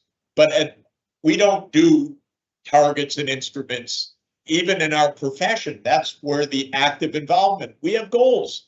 Let's work on how to achieve those goals. That, to my mind, is a very critical, analytical part of our work. But, you know, if you write about how to achieve SDG 4, maybe a specialized journal would publish something, the editors of the Journal of Political Economy wouldn't even know what SDG meant, much less why they should publish something on that. So we have a big failure of the fundamental gap. Then suppose you had a targets and instruments approach. Yes, we do live in a somewhat of a game theoretic global situation. There could be free riders, there could be blockages of negotiation. I think we know a lot about how to make collective action work, as a matter of fact, even with 193 members, because it's very hierarchical. So you need about 8 or 10 to agree. And then we could actually reach an agreement about how the World Bank's going to fund this and so forth. But this is the logical step that's missing, is what to do, how to do it, who's going to pay for it.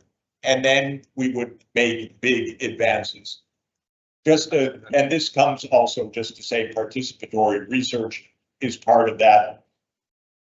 Let me just relate to you one of the things that I was privileged to hear from Simon Kuznets, who was the Nobel laureate, who was one of the inventors of the national accounts, arguably the inventor of the national accounts.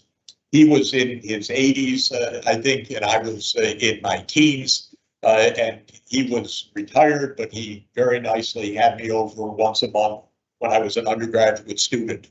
And he said to me, Jeffrey, we never meant the national income account to be a measure of well-being. Who could think such a thing? He said, do you know where this came from? This came from war planning. This was because in World War I, we didn't even understand how much industrial capacity we had in this country. So this was for war planning. And then in the 1930s, Keynes made it for national income planning, and then how to pay for the war in World War II. But the idea that this is a measure of well-being did not cross the mind of the author of this. It's correlated, but not so closely. And so this is just an obvious point that I think really needs a strong point. And it relates to this question, are we aiming for a steady state?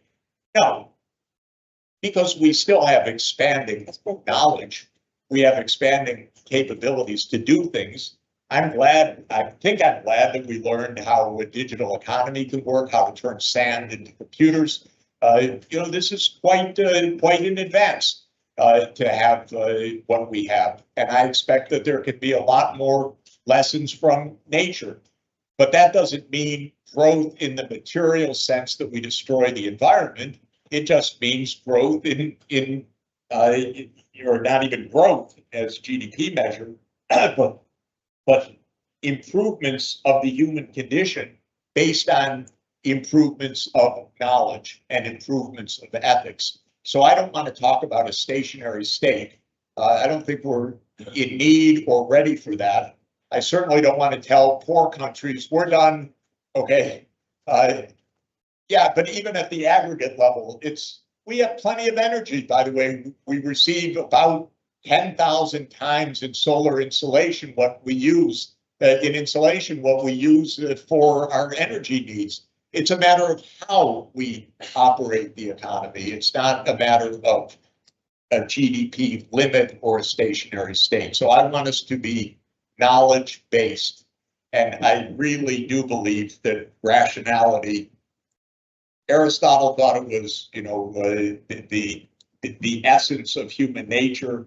I think it's still our best tool. So I would like us to think.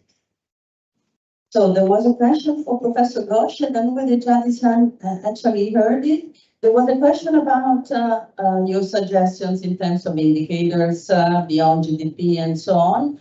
There was a mention of this new kind of approach concerning inequality of opportunities. And And it was also mentioned several times, of course, the United Nations role in terms of sustainability goals and so on. Since next year, it will be the 30th anniversary of the Beijing conference, and we will celebrate in the Committee for the Status of Women also this target. You want to add and comment about this? Yeah, thank you. So thanks a lot, Marcella, also because I was not also able to hear the questions properly, but this, I think it's a very important question. Yes, and I think it's important to recognize, in fact, all the indicators I mentioned, the idea is to put in the inequality measure, not just in terms of, the standard way income classes, but across various dimensions and by different criteria. Recognizing intersectionality, recognizing gender, recognizing location, recognizing ethnic origins, language, migration status, and all of these things. So I think that's absolutely important. But I just want to add a couple of things to some of the points that have already been made, if there's time. One has to do with the issue of GDP, and I think Jeff's put it very well. We get very caught up in what I think are unnecessary debates, like green growth versus degrowth. Because when you think about it, if you agree that GDP is not the great measure, why are we obsessing about whether it has to rise or fall or stay the same? Why are we even, it could be any of those outcomes. Let's think of what we need. And in fact, when you think of the policy proposals of the green growthers or the degrowthers, they're identical. They're all saying the same things. So why don't we then say, all right, let's try and do those, and then maybe the GDP will go up, maybe it'll go down, maybe it'll stay the same. That's not our concern. Our concern is with all of the other indicators that we've talked about and, the sustainability of it. I mean, the SDGs, as Jeff says, is a very good summary, but, broadly, all of those specifically with inequality. And just one point on the international spillovers. I think that's where we really have to be very careful. I completely sympathize with the idea of a carbon price. However, there is no global carbon price. I will believe in a global carbon price the day we have a global wage. We don't have one, right? There's deep inequality across countries. To impose one price for one input on the whole world is deeply inequalizing. It actually will make inequalities across countries much worse. And that's what things like the CBAM are doing. The carbon border adjustment mechanism of Europe, it's seen as protectionist across the world for a good reason, because it is protectionist. So you have to think of a way in which you then combine that with provision of finance, sharing of knowledge, so that it's not confined to intellectual property rights controlled by large companies located in the north, and ensuring that others can actually do that transition. You can't simply say, well, we're going to prevent you coming in, we're going to put up our barriers against you without enabling you to actually make that transition yourself. So I think there is a deep inequality embedded in the global system, and all of the well-meaning attempts to go forward, whether in terms of sustainability or anything else, if they remain inward looking, they would not succeed. Thank you. First of all, I invite Leonardo Michetti for the assembly session, but 1 minute question by Mario, so please.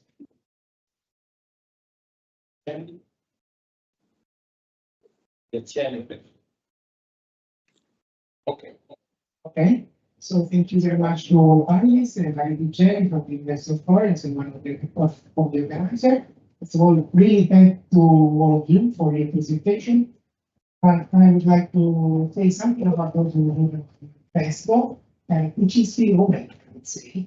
But we were discussing about the 4 blocks, and one of the 4 blocks was about going beyond GDP to the dimension of sustainable and inclusive well-being.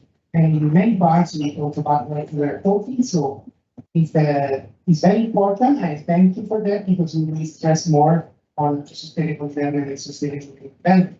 And another thing is that we please Jeff Sachs, our hope is Europe indeed is working very hard on making some progress in policies. I'm part of the team. We are about more than 60 scholars, not scholars, universities working on that. And this is very, very important. This is a lot of problem. And I think that we wrote also an advocacy scientific-based paper on how to try to improve this transformation altogether. So it has been a big effort. There are a lot of movement, not just here in Italy. And we really need you as an advisor for us, because we think that really you are something that has a very important vision that we really need. And so I thanks all of you, and thanks also to Jayati and the press. So I think this is a book. Really. We can do that.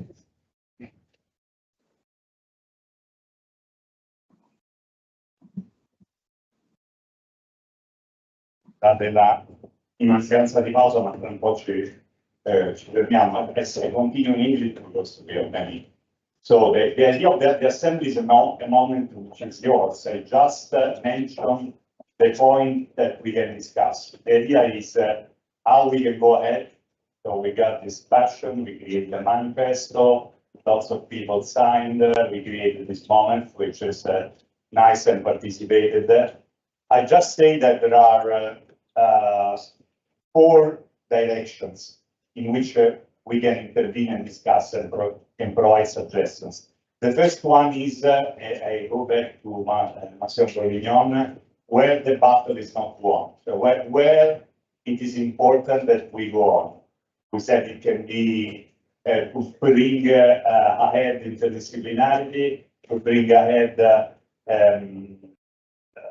forms of third mission, what we call third mission, the civic engagement of the professors, the importance of bringing this idea into innovation in teaching, in culture, given that we know that we said that research is going ahead. I mean, there's no discrimination in the research field. So the idea is where we can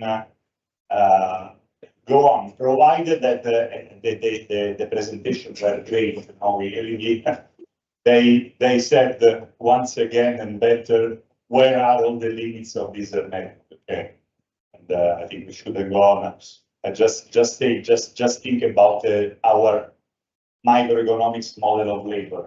People that work doesn't give any kind of pleasure. You work to get money because you can be happy by consuming. This is the model of Charlie Chaplin in modern times. It's not the model of our work today. No, where work is a mission. It's crazy. We still teach this. Just an example. So that's first point. Second point is the international idea. So it was nice that this started in Italy from a group of Italian professors. But of course, now if we want to be ambitious and generally, we want to share these things with all the international professors that can be on our same line of thinking, and we hear that today there are. The Manifesto in English. At very high level, of course, no, but the translation is already there. But yeah, but we said also that is not a point of that would be a colonization, no? Translation and sign. The idea is to bring this as a stimulus for creating something new together, starting from the Italian Manifesto. So Jeff also opened some fascinating ideas about that, but of course, let us listen from you also. What is your idea? And a third point is how much it is important to bring this idea of interdisciplinarity and civic engagement into our career procedure. Because we said now we have very good friends in Hamburg. Professor Riccio is very fond of civic engagement. Terza Missione is part of the judgment of the departments, but it's not part of the judgment of the career of an individual researcher. So that's a paradox. The department must be involved in Terza Missione, but the professor, if you want to become professor, they have to close in their room and make just top paper to try to publish them. So I don't know where this third mission comes from, all from the senior professor. And so I think this is another point. And the last but not least, that's what we already discussed in our organizing committee. It would be now, of course, we would like to give a continuity to this engagement. We still are discussing a little bit which will be the next place, and there are 2 or 3 possibilities, but we definitely do it again. So thank you very much, and I open the floor. So remember, International Manifesto, where the battle is not won, how to put this into the career of academicians, and the next meeting. Thank you very much.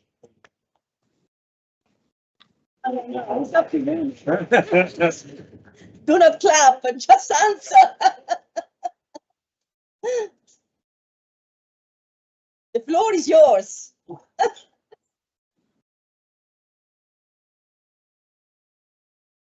We also need the suggestions. Stop.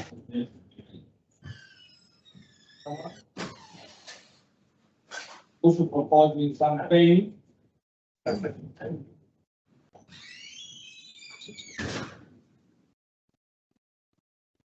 Well, can you hear me? Yes.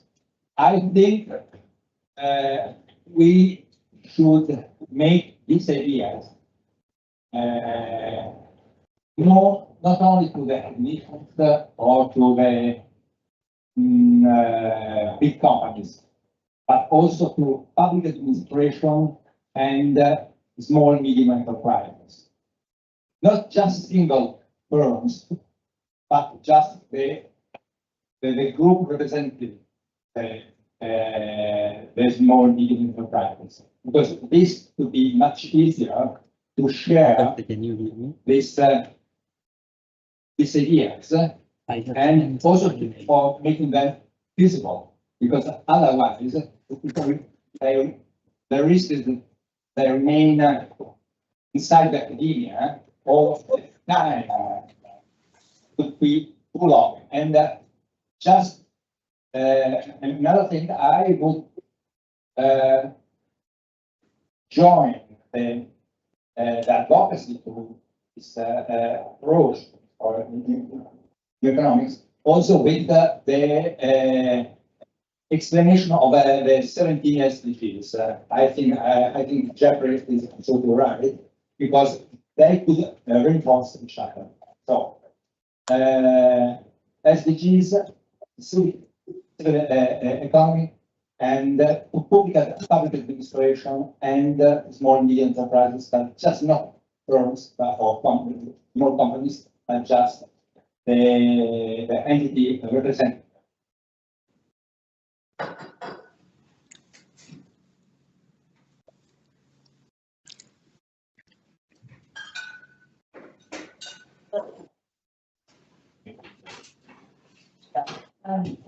Just one reflection about the teaching and the sustainable development goal. It's also one of the steps I think that an university should do in terms of sustainable education.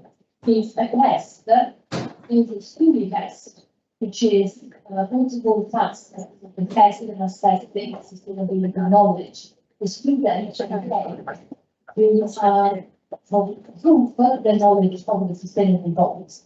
And it's very interesting, very informative, and can be 14 plus that material, and can be also shown with an accreditation.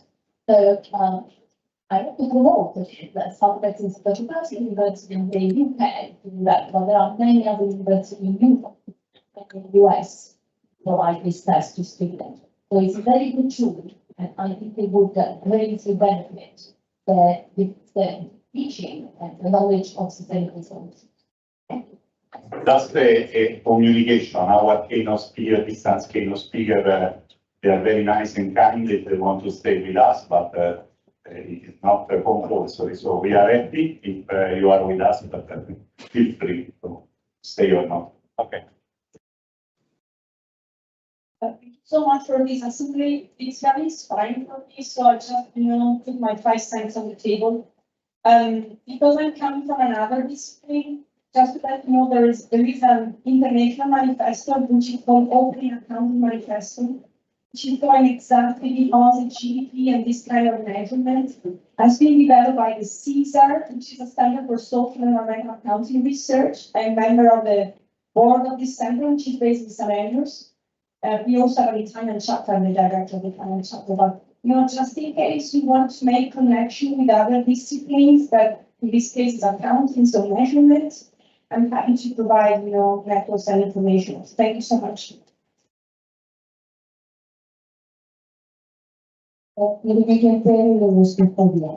Well, I think one possible strategy is to try to find some connection with other societies, other economic society, other organizations that in a way can be happy for me to dialogue with us.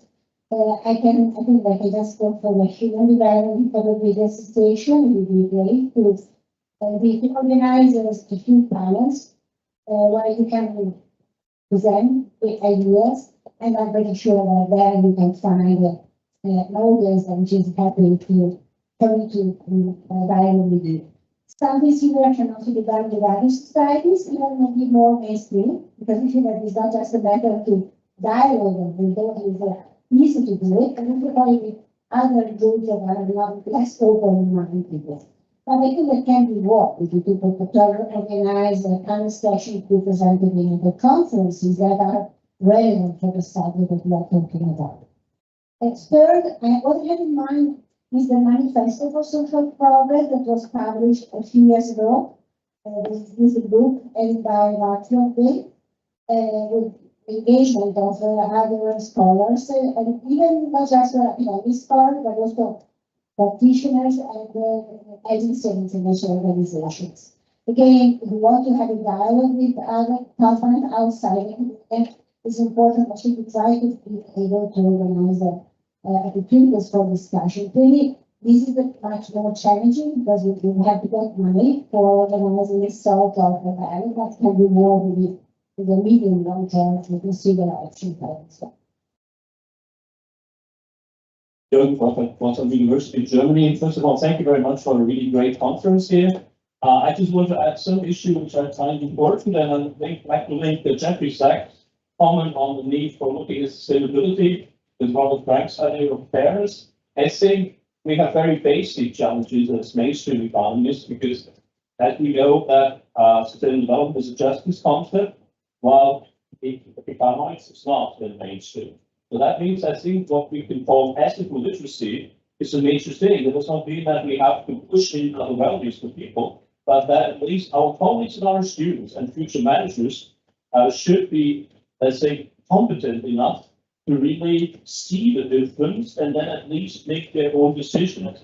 So I would like to just emphasize this issue of the very basic differences so that we can proceed further here. And I will also be very much interested in the cooperation with people who are also interested in these basic issues. Thank you much.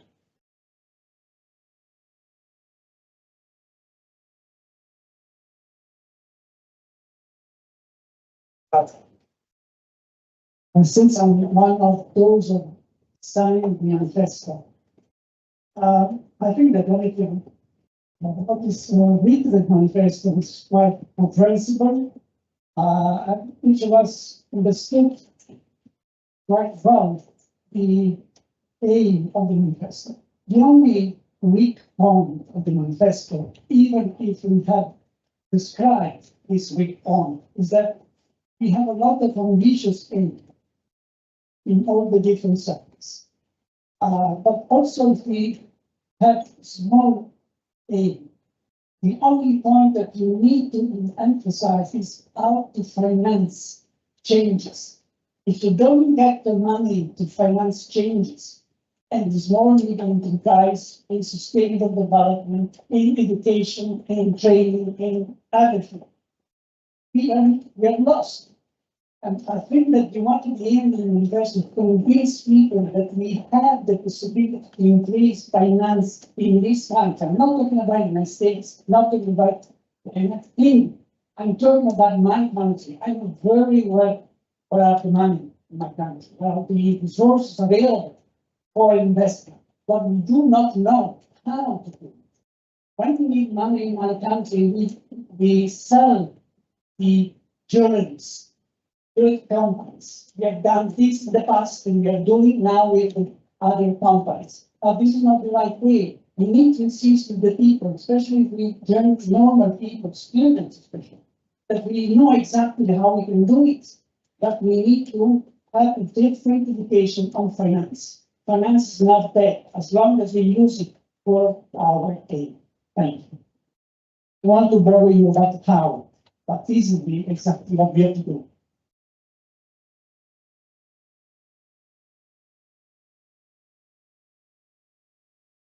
One question, Massimo Money, you spoke about,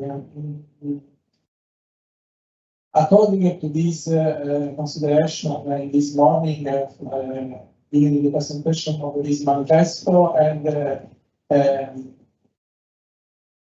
on basis of this figure in this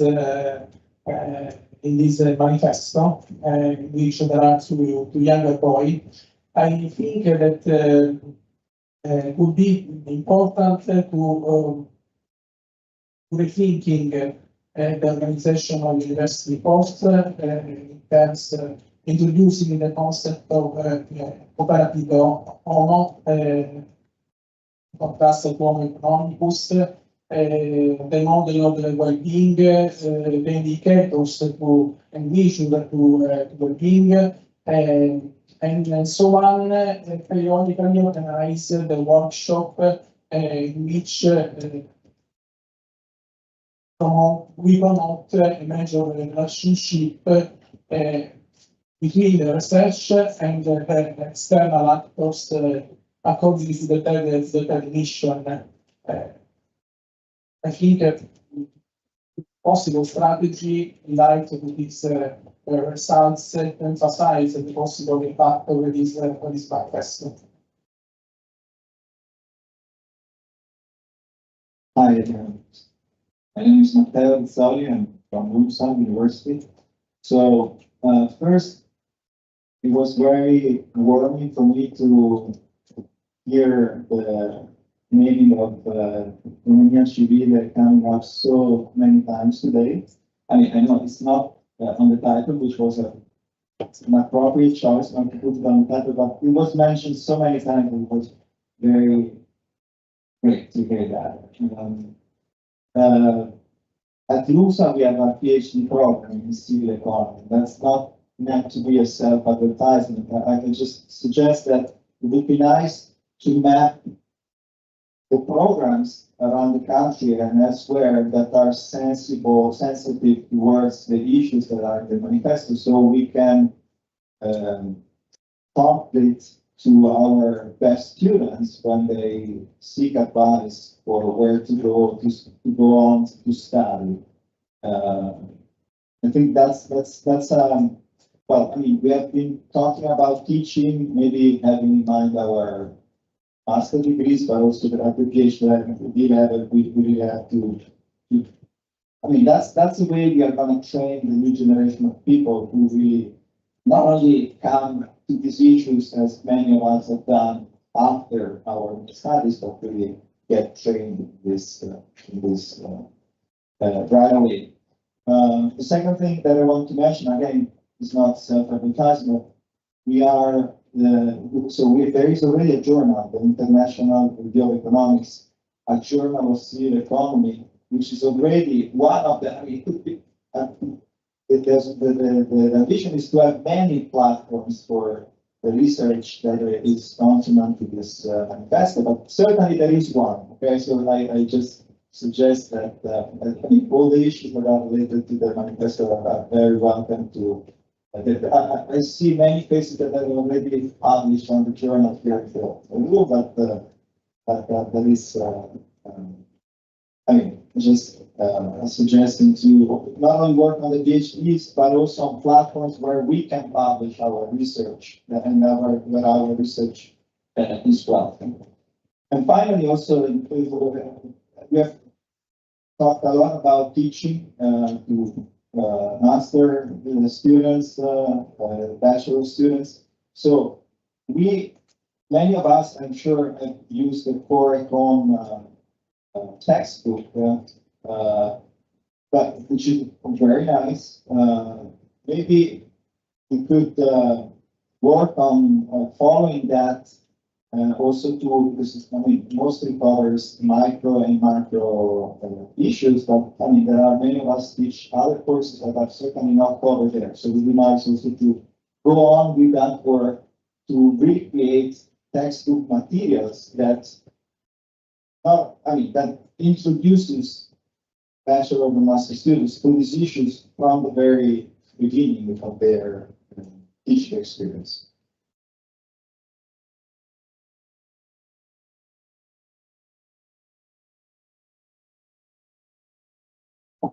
So I guess from what we've heard since this morning, the substance of the manifesto seems pretty sound, right?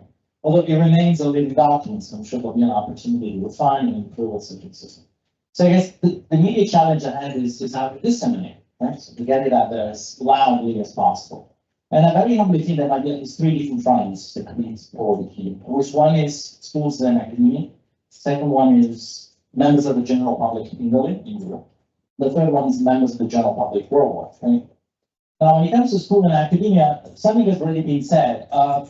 You guys are the full-time academics here, but I suppose it would be really nice to get to a stage where, a course in sustainable development or in civic economics is available to a large number of universities across Chile. I don't know whether that takes a memorandum of understanding at the level of Perugia, which we all know what it is, or something along those lines, but we do have some examples here and there, or we have one, etc., but it's not as systematic as it should be. And the manifesto would be part and parcel of that process. So I think it would be interesting to see what we could engage academically.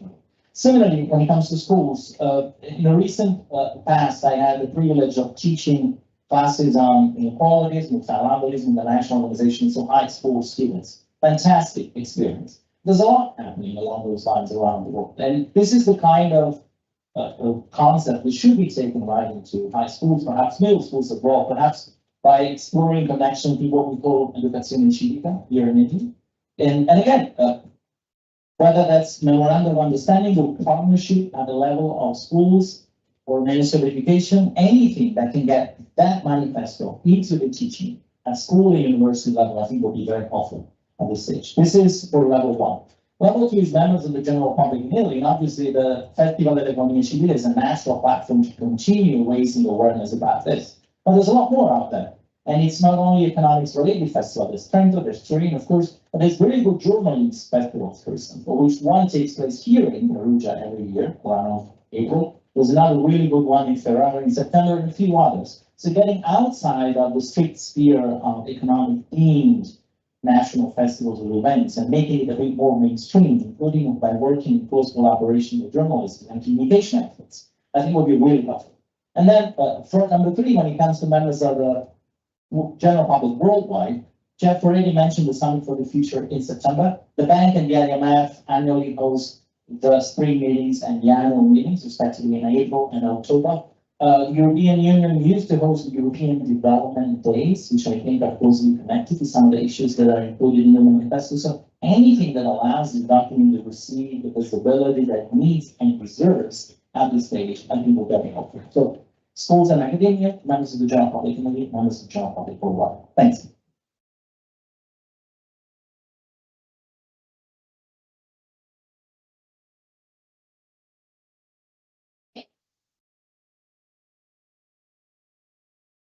My name is Donatella Piccone. I'm from the University of Silenzo, and here I also represent ISEC, which is partner of this initiative. So first of all, I would like to thank the organizers for this very relevant event. And I have, I would say, three comments about the manifesto. The first comment regards the right incentives. And it's linked to what has been said about the importance of the third mission in the careers. Actually, I would underline that also teaching is not valued in the national qualification. So maybe before arriving to the third mission, we should put pressure in valuing teaching, which is the field in which we can practice more multidisciplinarity, vision, and in which we can have a multiplicative effect. The second comment is about a point that was put in the table by Professor Becchetti on internationalizing this initiative in case it will be done, I have like a recommendation that is to be sure to include in the initiative also the Global South representatives to avoid that the Western-centric or rather North-centric vision is replicated also here. And the third is just the commitment as the former ISEC president and a member of the current executive committee. You have my availability in case I could be of some help in organizing final civil workshops. Thank you.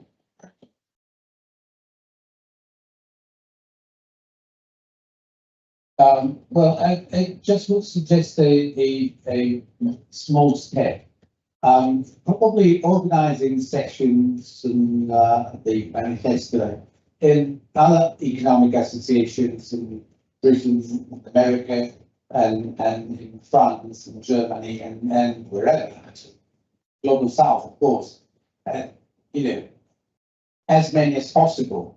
That would be a good thing. I think the manifesto has been translated, and I just seen a paper that has been used on Giovanni's computer. And so I guess that would be a good idea to start spreading the idea and you know, finding links and creating a network, an international network.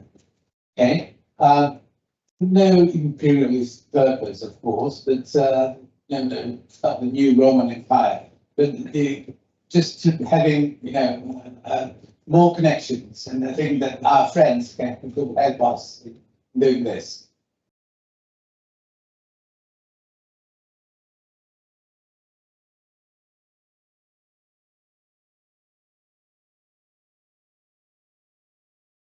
I'm Federico from the Research Center ARCO, Action Manifesto for Development, into the Università.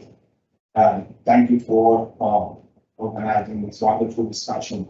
Well, I really think that we all agree about 98% of content on Manifesto, and I'm not the one who can suggest how to improve it. Maybe some ideas on how to use this manifesto. Well, I think that this manifesto was quite a radical paradigm shift. And when you propose a radical paradigm shift, I think you have to identify quite, I mean, the identification of the target of your destination is quite difficult. And I think that Gramsci can in some way help us to identify who would be the right target. And I see two kinds of targets. The first are the technical structures at the institutional level. Okay, so in the case of Italy, the restart, in the case of Europe, the restart, and whatever, in the different domains identified by the manifesto. But the other are all those entities in our society that are proposing alternative narratives. Just to have an example, so Sachs report was identifying the issue of the intangibility of private property as one of the crucial pillars of the mainstream narrative. Well, nowadays, if I look at what is happening in my home, we have a factory, italiane, that was factory from the automotive sector that has been shut down because of financial speculation and then occupied by former workers, and they are trying to propose an alternative way of reusing this factory. Well, these kind of experiences that are now, right now, the society challenging the mainstream vision of what's going on, I think should be absolutely involved, targeted in the future of this manifesto. Thank you.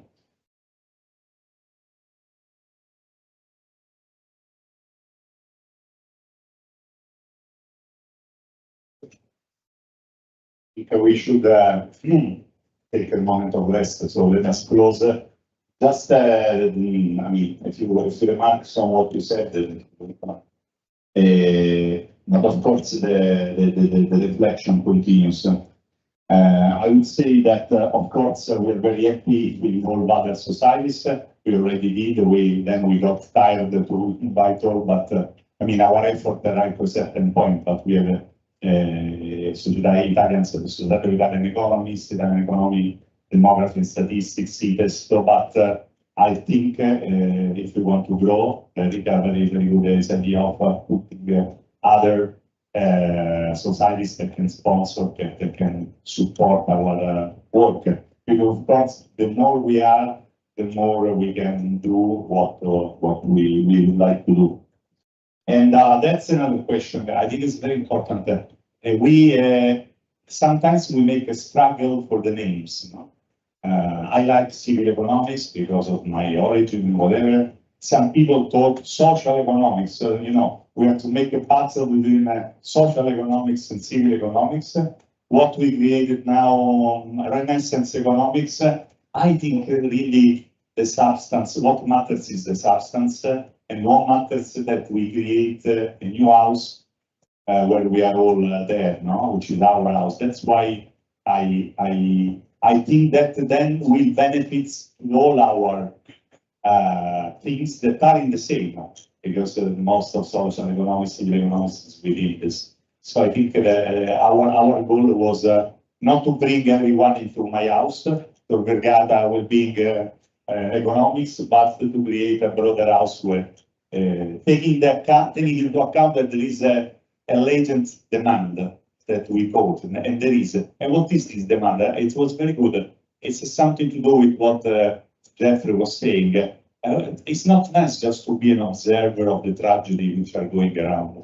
It's much better, it makes us much happier to believe that we can fight for justice, we can fight for solving some problems, we can behave like doctor and not just observer. And I think that's the first result that is making us happy to be in this conference and not in another. So I think that's what we must keep.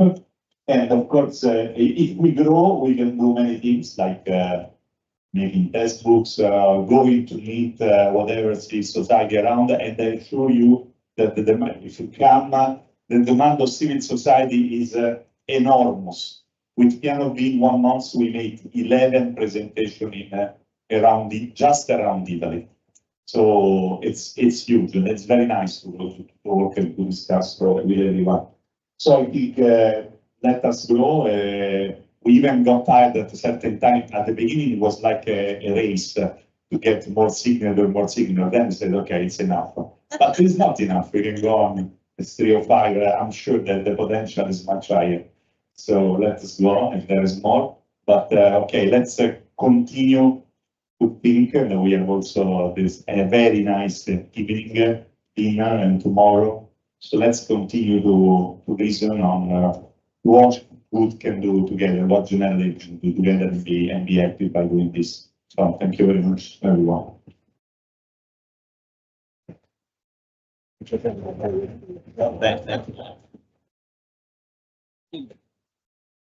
Adesso per venire a salutare così. No, avanti in session perché 5:30. Ok. Thank